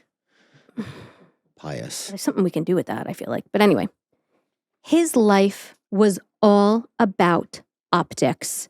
As recently as 2021, in a Vanity Fair article, which was one of his last magazine profiles done on him prior to his arrest, called With Love, Sean Combs, Diddy claims that God directly gave him a purpose on this planet. In the article, he said, to negatively impact as many people as possible. To be Satan himself. In the article, he said, quote, "I feel like God sent me. God put on my heart, what's your purpose? I was looking at all these things, preachers and different people talking about purpose, because I realized that purpose is something deep. Have I really found my purpose? I know I'm making money and I'm successful and I'm changing the game, but is that my purpose? And then I really prayed on it, and God told me, your purpose is to play a part in saving the Black race. This hypocrite was a prolific abuser of Black women and girls, and men and boys, shattered lives and careers, and may have orchestrated the murder of his best friend, business partner, and even his West Coast rival. He opened schools in Harlem, but then allegedly used the same community as a hunting ground, exploiting the trust and Wait, admiration. say that one more time. He opened schools in Harlem, but then allegedly used the same community as a hunting ground. That's what I thought you said. That's fucking bananas. Yes, exploiting the trust and admiration he cultivated to further his own sinister agenda. In 2005, alongside Jay-Z, Diddy pledged $1 million to aid victims of Hurricane Katrina and donated clothing from his Sean John line to those affected. The same fucking year, he drugged and sexually assaulted a 10-year-old boy. What? And aspiring rapper in a New York City hotel room. 10-year-old boy, aspiring rapper? Yep. During the pandemic, he provided rent assistance and essential supplies to over 175 Miami families, addressing immediate needs to the community. That same year, he allegedly drugged and sexually assaulted a 17-year-old boy at a Manhattan hotel penthouse party, as well as a personal trainer during a party in LA, and a businessman at a party whose assault was reportedly interrupted by a professional athlete. Ironically, in this 2021 Vanity Fair article, Diddy announced his latest attention grab, which was to be rebranded as Brother Love. Nah. Pass. Yeah. Oh my God. It's like there was a kid, R.I.P. to this man. He was, his name was Herman Liao. He was a year Did he older go to than school me. with us? Yes. I know He's who a you're year talking older about than me. I mean, he hated his name. Died? Yeah, he died Oh, years ago. so sad. I didn't know that. He hated his name. He got it legally changed Oh, to good. Mike. And then he's like, hey guys, just so you know, we're on the same page here. I did go to court. I got my name legally changed to Mike. And everyone was like, okay, Herman. Aw. But I'm not calling you Brother Love, dude. Right. No, you're done. We've already done the name changes so many times. Yeah, But it's ego. Exactly. Yeah. Exactly. Who gives a fuck what you're calling yourself? Oh, you will give a fuck and you will call me Brother Love. No, I will not refer to you. But that's where he's going. But most people go with it. You know what I mean? Yeah. It's like he gets to witness his power every time somebody refers to him as Brother Love. He gets to see what he's able to do. Yeah. I'm gonna call you Puffy. How about that? He had that typical duality that we often talk about when discussing serial killers, but the difference here is that he made no real effort to conceal the demon hiding behind the public-facing mask. Diddy somewhat openly flaunted his sexual encounters, even when those encounters veered into abusive territory. Mm-hmm. In many instances, the women with whom he flaunted these interactions were underage, vulnerable, and exploited. His treatment of women and girls was consistently predatory, and he had no hesitation in showcasing this behavior, at least not to his inner circle. Mm-hmm. But really, he was always just kind of hiding in plain sight. He even revealed some of his true colors in his music. Take, for example, a line from the 1997 track, "The World Is Filled" by Biggie featuring P. Diddy. Mm-hmm. And this is the quote. "See, we date 'em like we hate 'em, see 'em like we don't need 'em, treat 'em like we beat 'em, and never give up freedom." Cool, bro. These lyrics, which portray a lifestyle of objectifying and abusing women, glorify the mindset of an abuser, one who strips women of their agency and freedom. Mm-hmm. According to a 2004 interview with Rolling Stone magazine, 8-time Grammy Award-winning artist Usher, who used to live with Diddy at his home in New York in the early 90s when Usher was just a teenager, quote, "Puff introduced me to a totally different set of shit. Sex, specifically. There was always girls around. You'd open a door and see somebody doing it or several people in a room having an orgy. You never knew what was going to happen." But more on Usher later, who many believe was groomed by Diddy and consistently preyed upon. Oh, yeah. Riding on his fame, power, and the sense of invincibility that came with being a narcissistic lunatic, Diddy continued to indulge in his most disturbing impulses without consequence, enabling the vicious cycle to continue for decades. In February 2003, model Crystal McKinney attended a high-profile Sean John fashion show where, according to her allegations, she was coerced by Diddy into smoking a laced joint. This led to an extremely harrowing and traumatic ordeal in which Diddy allegedly forced her to perform oral sex on him. The emotional toll of the experience, McKinney claims, sent her spiraling into a tailspin of anxiety and depression, ultimately driving her to a suicide attempt. And the link between sexual abuse and suicide attempts is both strong and devastating. Survivors of sexual abuse often experience long-lasting psychological trauma, including depression, anxiety, PTSD, and substance abuse issues, which significantly heightens the risk of suicide. Studies show that individuals who have experienced sexual abuse are 2 to 3 times more likely to attempt suicide compared to those who have not been abused. And this is especially true for survivors of childhood or adolescent abuse. And you're saying that the substance abuse increases the likelihood? Yeah. Okay. I thought you were saying the other things as well. No. Yeah. PTSD in particular is common among survivors, causing many to experience flashbacks, mood disorders, and emotional numbness, all of which can contribute to suicidal ideation. Depression is also widespread as survivors battle profound sadness and a pervasive sense of worthlessness. Trauma-informed mental health support really is critical for anyone who has experienced sexual violence if they are suffering.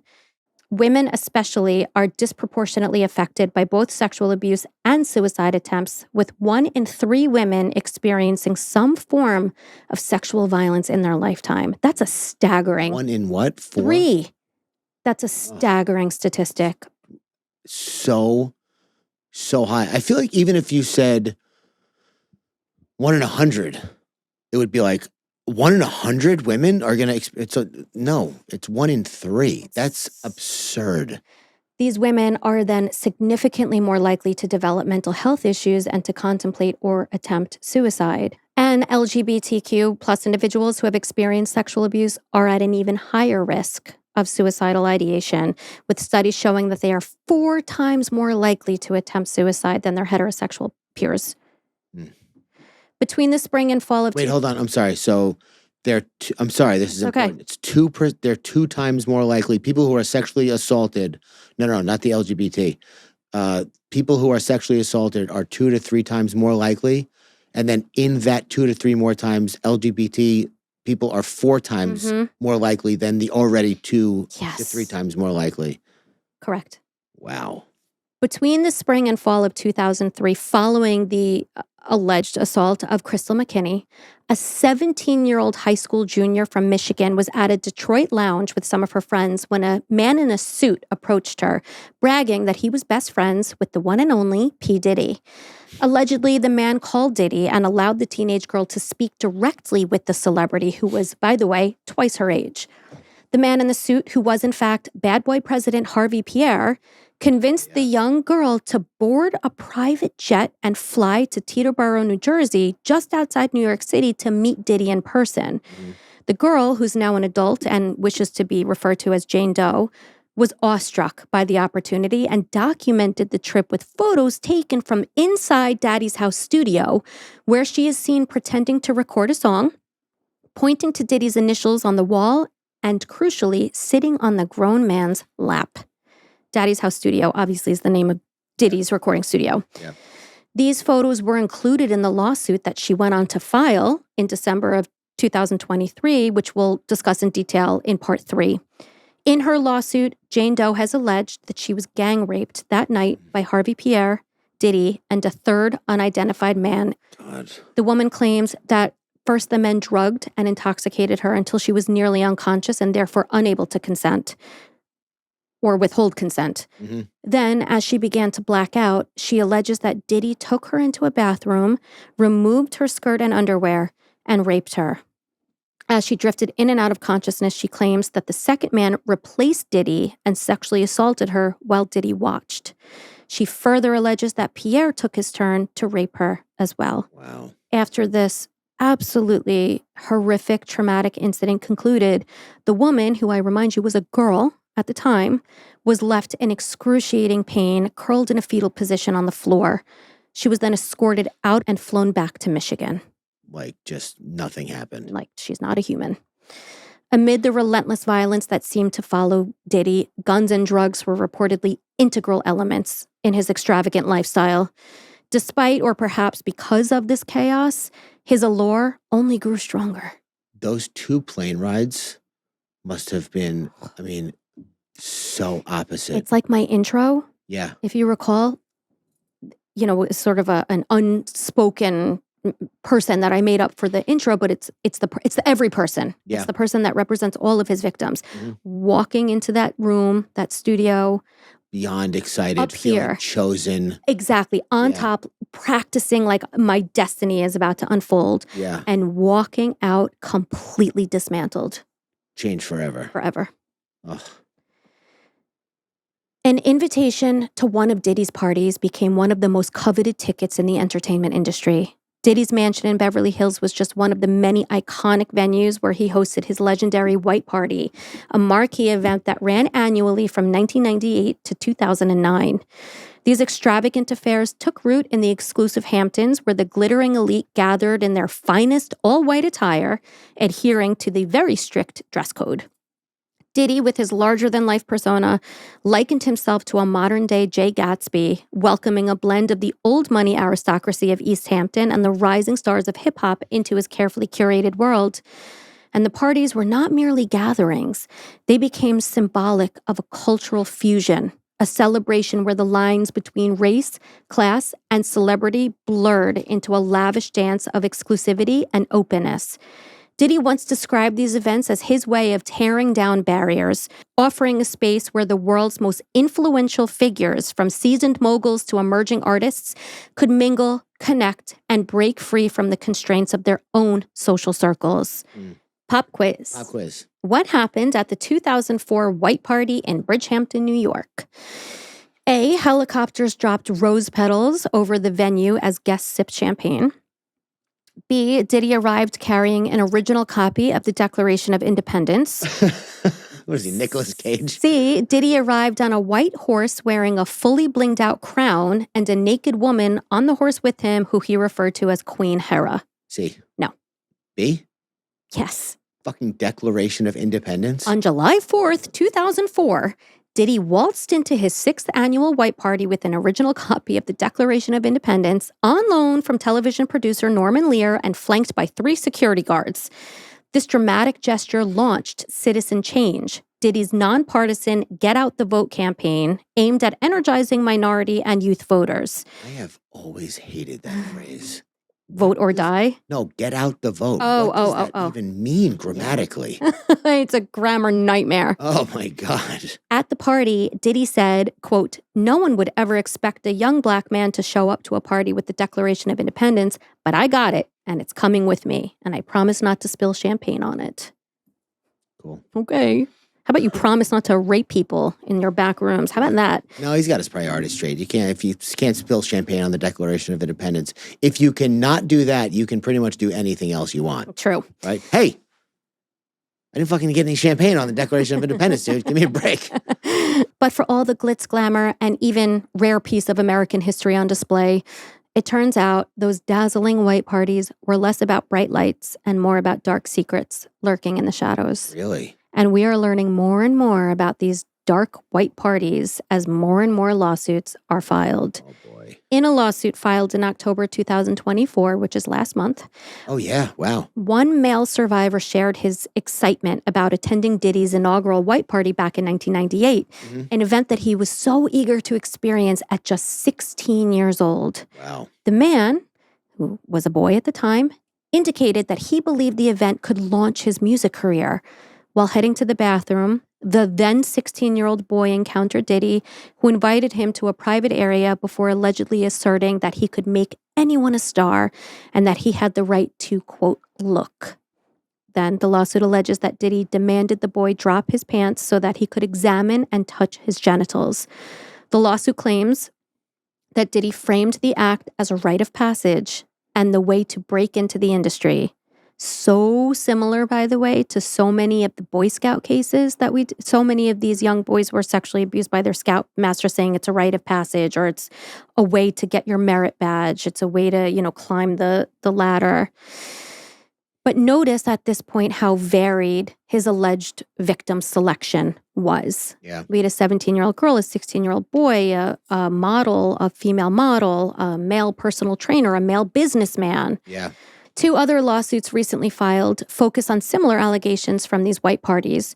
Former adult film star Adria English claims that she was groomed into sex trafficking over time at several white party events where she says the alcohol, including De Leon tequila, which is Diddy's brand, was laced with drugs.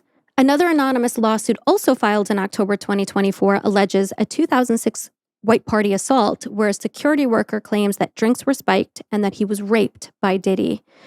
Neighbors in Beverly Hills told the BBC that they often called police over Diddy's parties after witnessing girls and women walking around at all hours of the day and night appearing lost, confused, and with, quote, their underwear showing. Ugh. A Freedom of Information request by the BBC has indeed revealed that officers were dispatched to parties at Diddy's mansion 14 times over 7 years. That's how many years he had the party? At this point, yeah. I was going to ask, yeah. Do we know why there was a 16-year-old boy invited to the party in the first place? Was he like an up-and-coming Yes. rapper So or artist? Diddy would often invite aspiring rap artists, musicians, models of all ages. Yeah. Rules did not apply to Diddy. Like, it didn't matter that this individual was a 16-year-old child, Yeah. right? Like, for him, allegedly, they were just prey. So he would invite them to his parties where he would get them drunk, Mhm. serve them alcohol, render them unable to consent or withhold consent, and then violate them. It was like a rinse and repeat operation for years. Yeah, it's crazy. And a lot of these children's parents knew that their kids were going and they were thrilled for the opportunity. Oh, yeah. They had no idea. Same as the parents that were thrilled that Michael Jackson was taking their kids to Disney World or whatever. Thrilled that your son is in a Boy Scouts troop. Thrilled that your son is an altar boy. Thrilled that your son... I mean, there's so many... And they have every right to be thrilled. Absolutely. Because that's exciting stuff, but taking this turn. Right. I mean, right. In hindsight, sending a child to any type of party, you know what I mean? Not great, maybe, obviously. Like maybe to safeguard your child, you say, okay, can we meet somewhere else? That's like the one time that I wound up at a bachelor party when I was 14 years old and I saw two women dildoing each other. No. I swear to God. How old were you? One of the craziest things. I was at a wedding for my cousins in Michigan. Wedding? By the way, to my family listening to this, sorry. Oh my God. You have a lot of family that listens to this podcast. I walked outside of the condo or wherever it was we were staying at like 10 o'clock at night. I saw some woman outside smoking a cigarette, drunk. And she started chatting me up. I was big for my age, but like still obviously not. A child? Yes. She invites me into the party. I don't know what it was. I just saw people hanging out in the clubhouse. There was a floor to ceiling to floor windows. And I was like, man, where were you staying again? I'm sorry. I have no idea. I don't No, know. I'm saying, was it a hotel? Was it like, where were you staying? I You honestly don't even know that. Okay. couldn't tell you. Maybe a condo. Okay. I don't know. But then she brought me inside and I'm sitting there watching this go on. And I see a couple of guys like clock me. And then one guy comes over. He's like, hey, what are you doing here? Like, how did you get in here? I don't I go, know. that girl over there invited me. He goes, fucking Becky. Like she does my it all the God. time. Did you go back and tell your sisters or anything? No, I was like, You didn't have the vocabulary to explain what you just saw. I had this, not the same, obviously, but that same feeling of like shame and isolation that I was like, I can never tell anybody about this. That is a completely appropriate reaction for you to have. It is so jarring. I've told I this. can't even describe the feeling I had. When I was younger, I was changing in a dressing room in an Old Navy. Yeah. And there was a man next to me holding a mirror into my dressing room and masturbating. Really? Mm-hmm. Wow. And my sister was also like getting changed and she saw that. We both saw it. We didn't even have the language to explain what we were seeing. But we felt all wrong. Yeah. You know what I mean? Yeah. Like I carried it like I did something dirty and horrible. Yeah. And that's the thing with trauma and abuse. Yeah. Not that I was touched, there's a but big difference between, I'm just trying to say that you internalize what you can't process, Yeah. and then you make up what it is in your mind. Yeah. So in my mind, like I was gross. Yeah. But really, he was gross. Yeah.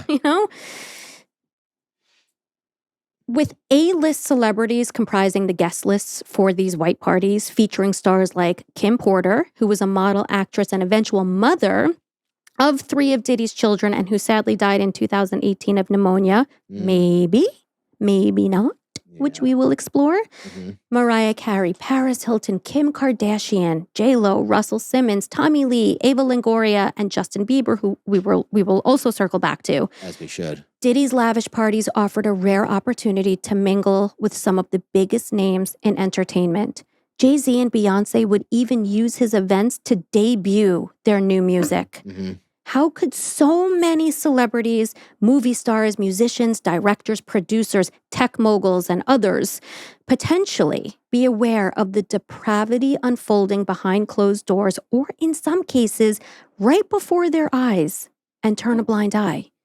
If they knew, and there is no indication that any of them knew. I have something to say about that after you finish this thought. If they knew and did nothing, shame on them all. In part 2, we'll completely blow the lid off what is ominously being called the Diddy list, which is said to contain the names of those who either knew about or were actually involved in Diddy's alleged illicit activities. But go ahead before we continue. So as far as people, getting up in arms about how could you not know? Of course you knew, you had to know. I'm just using one, extrapolating from one experience that I know people have that I can't relate to. Like, I'm a recovering drug addict. It's so painfully obvious to me when somebody's doing cocaine in a restaurant or a bar. Other people don't even, like the people who don't have the language to describe, they don't even know what to look for. They don't know what they're seeing. They know something's off, but they can't put their finger on it.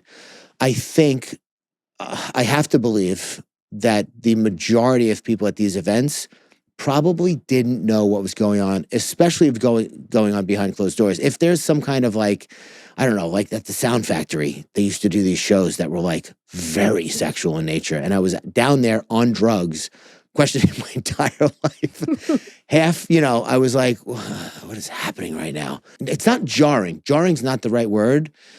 It's reductive, meaning it like just shrinks who you are as a person when you realize what's going on. If you don't, you have no idea.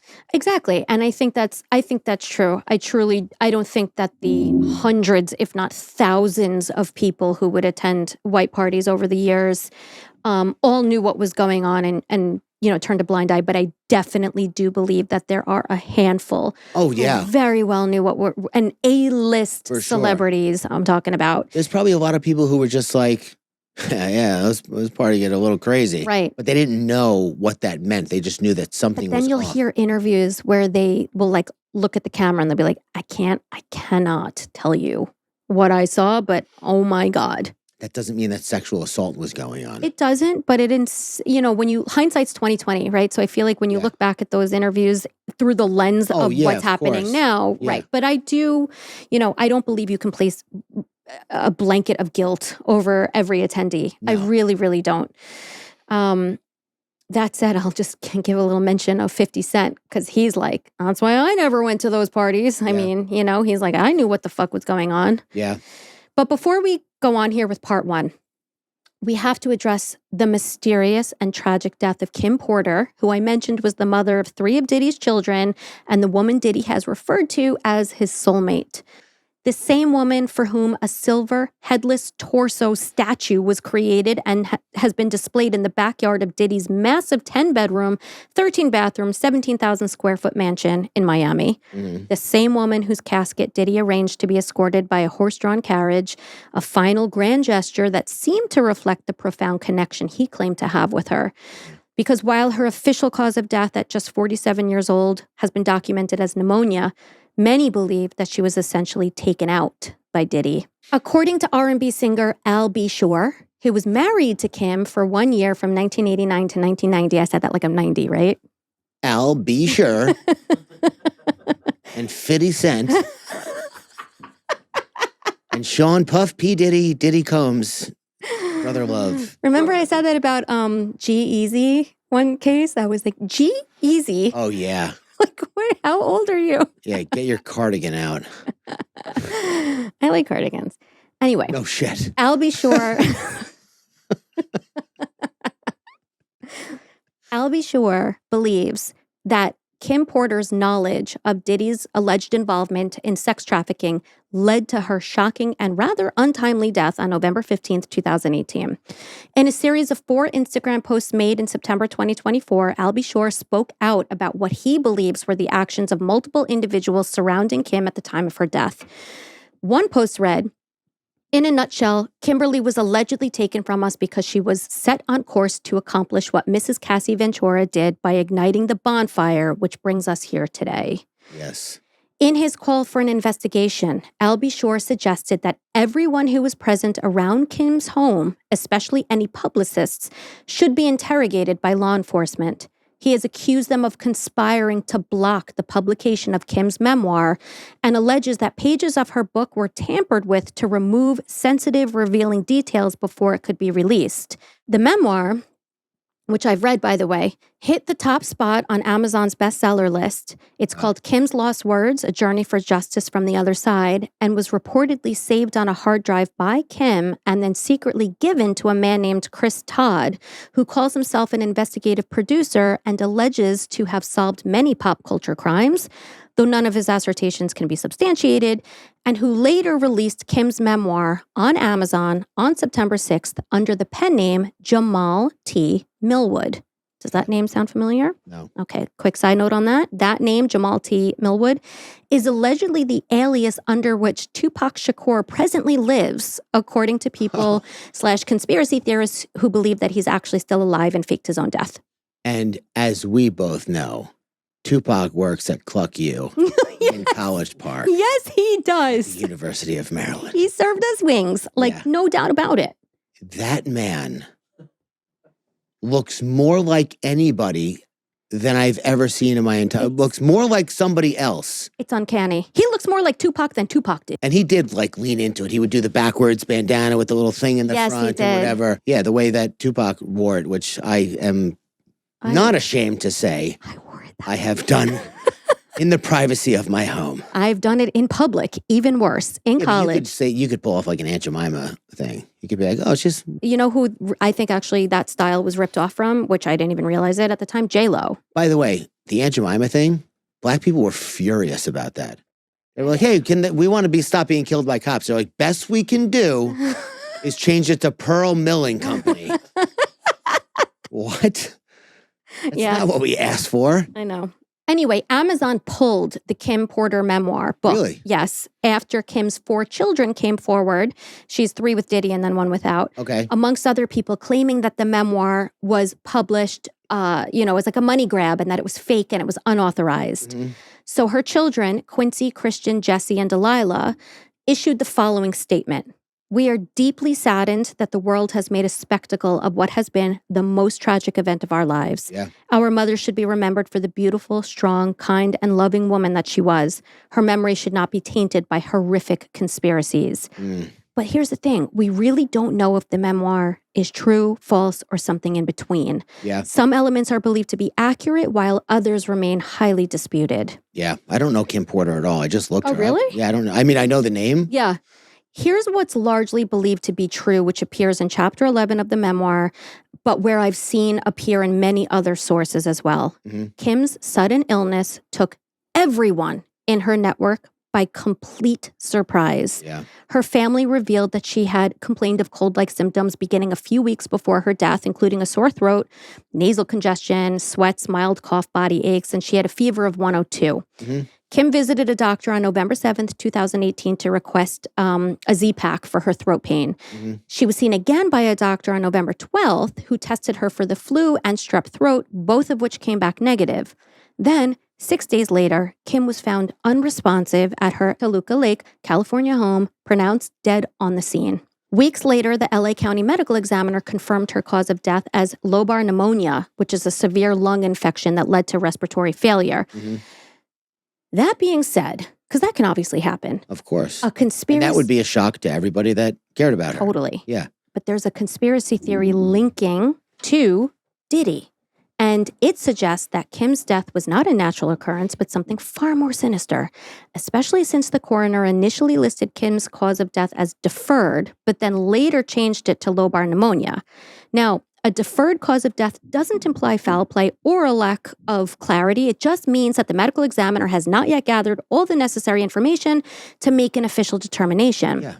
Once the additional tests are completed, the cause of death can then be updated on the report. Yes. But those who subscribe to this theory question the sudden change in the cause of death, and they view this as an inconsistency that further deepens their suspicions. It's like confirmation bias a little bit, maybe. Some believe that Kim simply knew too much about the illicit aspects of Diddy's life and that her decision to publish an expose on their relationship, her memoir, which she announced prior to her death, put the wheels in motion for her murder as orchestrated by Diddy himself.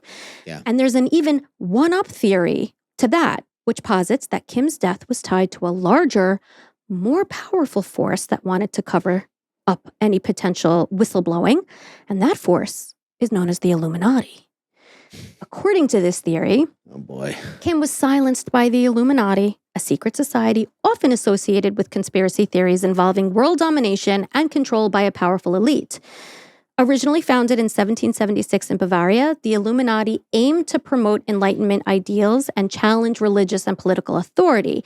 That being said, over time, the Illuminati became the subject of various myths and rumors, with claims suggesting that it influences global events, governments, and even the entertainment industry, including the careers and personal lives of influential figures. And to protect their secrets and prevent any exposure of their illicit activities, they can orchestrate murders. I've been accused of being in the Illuminati. Nuh-uh. I swear to God. Incredible. It's like anytime somebody becomes successful in a way that somebody else can't imagine, it can't possibly be on their own merit. It must be because they were chosen by some nefarious underworld group that is now pulling the strings on them. And I believe fully that that does happen on an individual level, as we're hearing about in this case. But I don't know. The conspiracy theories, there's so much real shit in this case. Mm-hmm. To get into conspiracy theories is like, it's kind of insulting to the people who were actually factually assaulted. Right. I'm not making a judgment on your thing. You're presenting all of the information.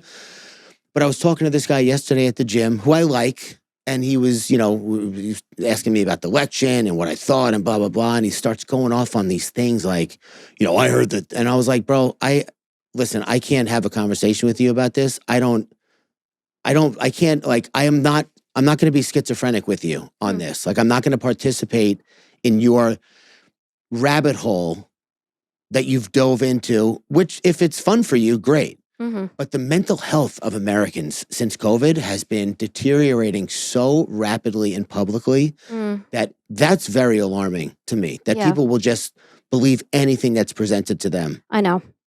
It goes deeper than Kim Porter's death alone. There have been other deaths that we're going to get into.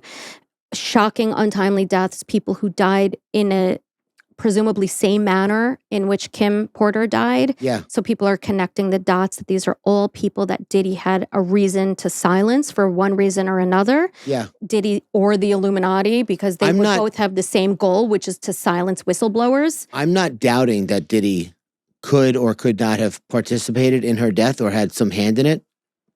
But the Illuminati is like... It's a stretch. It is. It's just, it's a prevailing theory out there.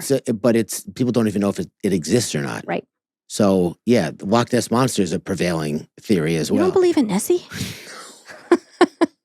And Bigfoot, Okay, so listen, while we're on the topic of conspiracy theories, just keep your tinfoil hat on a little bit longer, as I briefly mention a few other ones floating around the interwebs that are in conjunction, okay, with what we just talked about. Yes. I don't want to spend too much time on these because the same reasons you're talking about. I don't want to detract from the seriousness of Diddy's alleged crimes and the very, very real victims who have suffered. Yeah. But that said, we will brush through a few of them, okay? Okay. Number one, Conspiracy theory number 1. I need you to take a deep breath on this one. Okay. I need you to understand this is not me.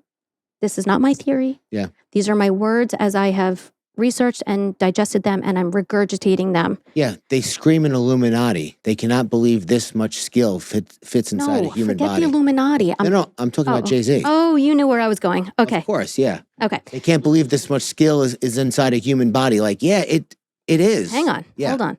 This isn't directly about Diddy, but rather 2 individuals who have reportedly been very close to him over the years, and that is Queen Bee and Hova. Okay. Conspiracy theorists have accused Beyonce of being the mastermind behind the deaths of Michael Jackson, Oh my God. Aaliyah, and TLC's Left Eye Lopez, allegedly with help from Jay-Z and Diddy. Yeah, here's the thing. The National Enquirer used to be a fun little newspaper you could buy on the way out of a supermarket. Yeah. Now it's like, it's garbage. It's all blurred together. The so-called evidence that these conspiracy theorists cite includes J. Cole's song She Knows, which references the 3 deceased artists and the title's connection to Beyonce's maiden name, Knowles. Mm-hmm. And since you're into numbers, this theory also points out an interesting coincidence that you may have feelings about. Michael Jackson, Aaliyah, and Left Eye all died on the 25th of different months, while Beyonce, Jay-Z, and Diddy were all born on the 4th of different months. Beyonce was born September 4th. Yep. Wait, okay, so Aaliyah, Left Eye, and who? Michael Jackson. Died on the 25th of a month? Various months. Wow. I can't believe that. This is how I feel when you bring up anything having to do with numbers. According to this theory, artists who Well, hold on. Let me back it up. That is interesting. It just doesn't make me think anything else except for the fact that it's a interesting coincidence. Fair enough. Yeah. According to this theory, artists who thank Beyonce during their award acceptance speeches, such as Adele, Britney Spears, Lizzo, Lady Gaga, and JoJo Siwa, are believed to be doing so to avoid Beyonce's alleged wrath. Maybe that's why Kanye did what he did. Stop it. That's my next line. The conspiracy even extends to Taylor Swift's 2009 VMA speech where Kanye West interrupted to thank Beyonce, which is now being interpreted by these conspiracy theorists as a protective gesture to shield Taylor Swift from Beyonce's fury. What? So in this world of bizarre speculation, Beyonce is painted as a stone-cold killer, J. Cole as the boy who cried wolf, and Kanye as the unexpected knight in shining armor, all tied together by their influence over the music industry. Yeah, I mean, they're good musicians. Of course they're going to have influence over the music industry. Despite their apparent camaraderie, Jay-Z has remained notably silent amid Diddy's recent legal troubles, with many speculating that he's laying low in an effort to fly below the radar and avoid detection for his potential involvement in illicit activities. May I interject? Yep. Jay-Z and Beyonce stay laying low. They always have. Yeah. This silence has even sparked public commentary from Diddy's longtime rival, Curtis James Jackson III, better known as 50 Cent, who was taken to throwing shade on both Diddy and Jay-Z on social media. Following the FBI raids in March on Diddy's homes, 50 posted a photo of Jay-Z's face on a milk carton with the words "missing" and the caption, "Anybody seen Jay? LOL." He continued mocking Jay-Z's absence in May, writing, "Jay in hibernation, he ain't coming outside till the shit with Puff blow over. No brunch, no lunch, no dinner. LOL." Well, you know they had a very public beef, Yes. right? Yep. Okay. Jay-Z and 50 Cent. Yeah. Now, as we discussed in our coverage of 50 Cent on episode 78, Get Rich or Die Tryin', 50 Cent's and Diddy's feud began in 2006 with the diss track The Bomb, where 50 accused Diddy of being involved in Biggie's murder.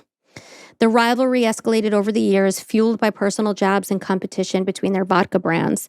In an interview with People magazine just last month, in which 50 addressed how he'd sort of tease and take jabs at Diddy during concerts and on social media before Diddy's arrest, so 50 said the following: "Look, it seems like I'm doing some extremely outrageous things, but I haven't. It's really just me saying what I've been saying for 10 years. Yeah.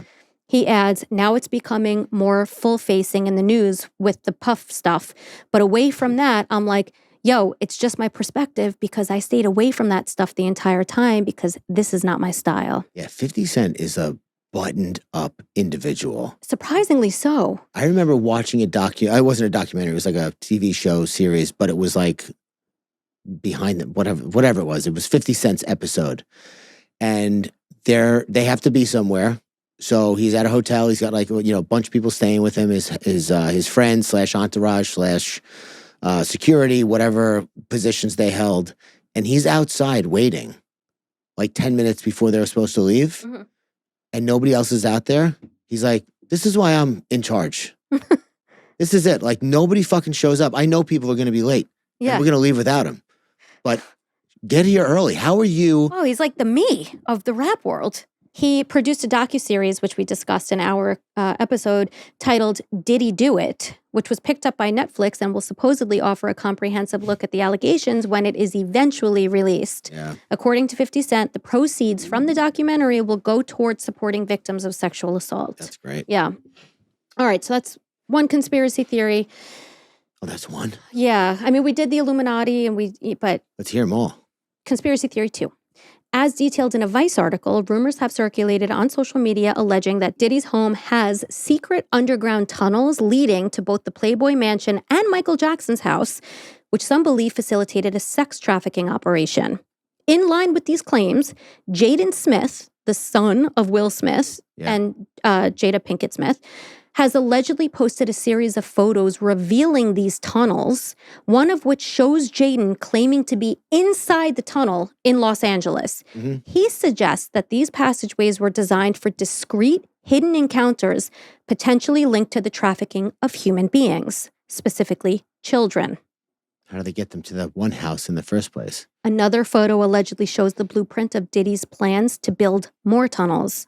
Jaden has described these tunnels as labyrinthine and unnervingly secretive, while also noting that Diddy's mansion was under constant surveillance, complete with security guards, strict protocols for guests, and cameras everywhere. Mm-hmm. And the third and final conspiracy theory that I'm going to bring to you is this. P. Diddy has been cloned, and the man sitting in jail right now on very serious charges, not really him. His mugshot, AI. It's giving Jeffrey Epstein. People also claim that Diddy's private jet has been clocked in at various airports, even though he's in jail, including one in New Zealand. But it's not uncommon for wealthy people to charter their planes. So anyway, those are... Let me just say, for the record, posterity, conspiracy theories are fun. It's just that I think when you've had your time with them and you're done with them, it's like, I don't want to hear anymore. No, I'm done. I want to take a closer look at the confirmed disturbing actions tied to Diddy. I have to say allegedly, whatever. Yeah. Diddy was said to be addicted to prescription painkillers and frequently used ecstasy while also distributing alcohol and other substances, including cocaine, GHB, ketamine, and marijuana, like candy during very specific parties known as freak-offs. Let's get that baby oil ready. Yep, we're going to discuss exactly what occurred during these infamous freak-offs. But first, pop quiz. What do people recall seeing inside Diddy's home? Oh, boy. A, framed photos of Prince William and Prince Harry. B, a golden toilet with a velvet rope to prevent anyone else from using it. C, an entire room of antique vending machines filled with $100 bills. Photos.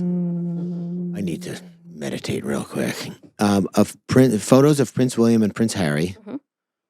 A golden toilet. A golden toilet with a velvet rope and vending machines with $100 bills in them. Mm-hmm.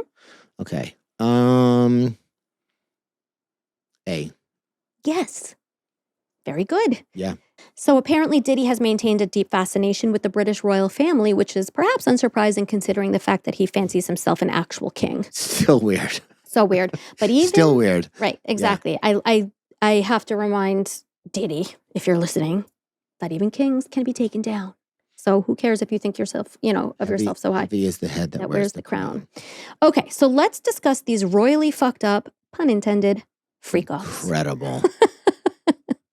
Because multiple lawsuits have outlined allegations of sexual assault at these freak-offs, which were parties held at both Diddy's extravagant properties and in various upscale hotel rooms. Mm-hmm. So the indictment claims that Diddy and his associates booked hotel rooms in New York and LA on a weekly basis and equipped them with drugs like ketamine, coke, and ecstasy, as well as lubricant, arguably laced with drugs, mind you. Absorbable through the skin? Correct. Wow. Extra linens and lighting to film these orgies/assaults. Productions. During the events, Diddy is alleged to have physically assaulted participants, hitting, kicking, and throwing objects, which resulted in injuries that sometimes would take weeks to heal.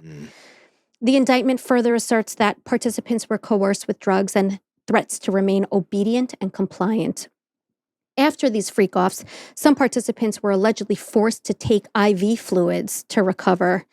And in terms of the parties, Diddy would allegedly fly in sex workers and force or coerce them into performing various sex acts, often with Cassie Ventura, who he was dating for a chunk of this, while he watched, masturbated, filmed, and directed. Busy guy. What a mogul. Seriously. Pop quiz. Okay. How much does one freak-off cost? Ooh. A, $500,000. B, $850,000. C, $1.2 million. 500,000, 850,000, or $1.2 million? Yeah. I mean, inconsequential pop quiz. I could choose any of them and be wrong. Ain't that the story of our life here?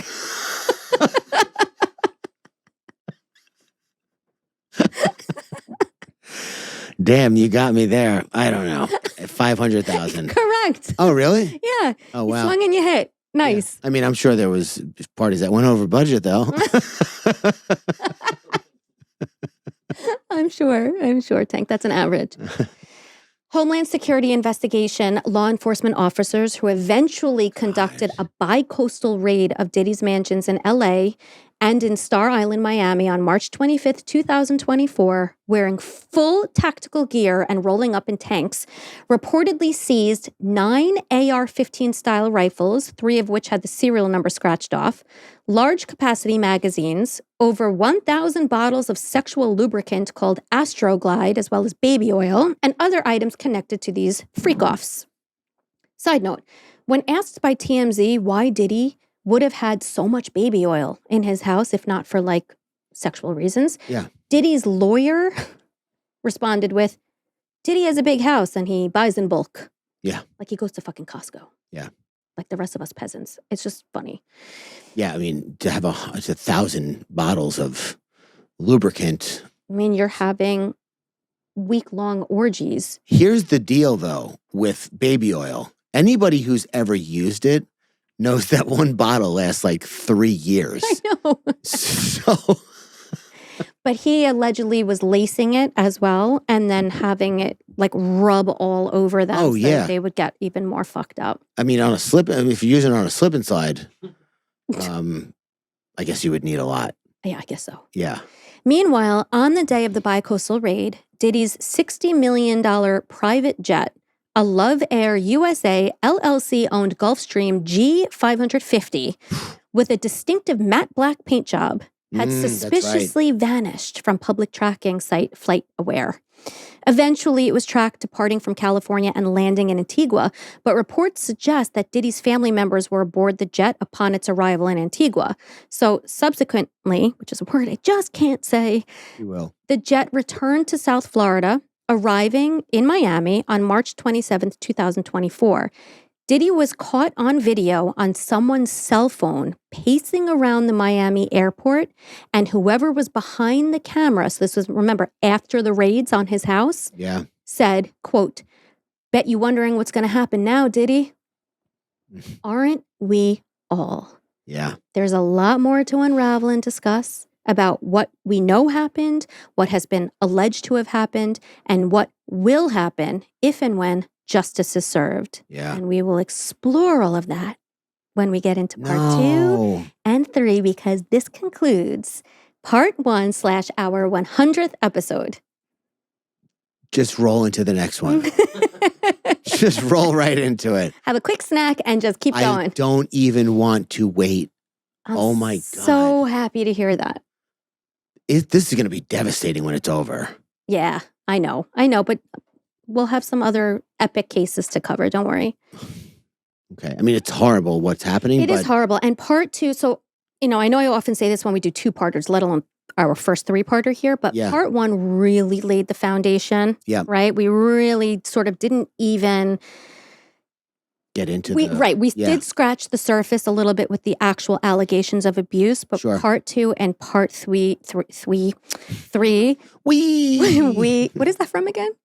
It's something you say when you're having fun. Oh, okay. No, I thought it was part two and part three really get into the allegations, and they are devastating, and they are consistent. Oh boy. And they really paint a picture. So I believe in, obviously, I'm sure everybody agrees, but giving the survivors a voice. So we're really going to give them the voice that they all want to have at this point, those that have filed. Good.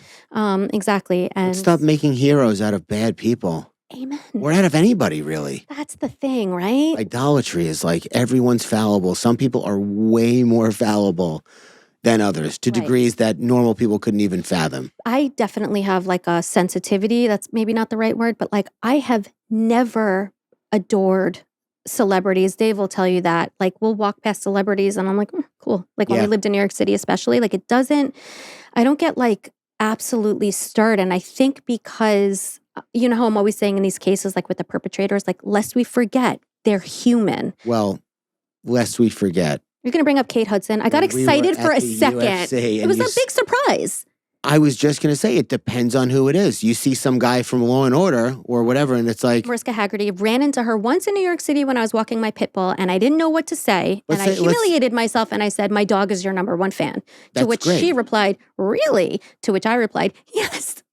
Okay, that sounds like a great story, and I'm sure she remembers it fondly. I hope so. But you're bouncing. So, no, keep bouncing. I got a lot of like, I don't know. I do want to keep going because we laid the foundation, but like we're going to really get into it now. Hell yeah.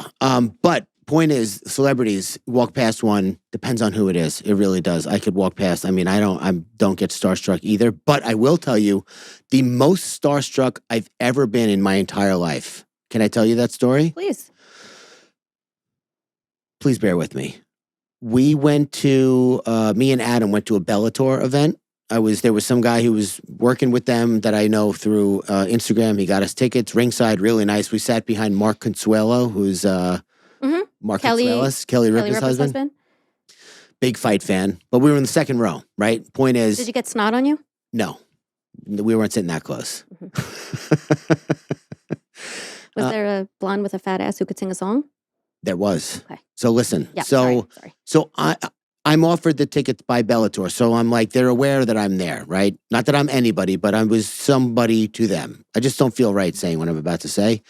But they came and got me. They're like, we're going to do some pictures. And I was like, who are we taking pictures with? Because 50 Cent was there.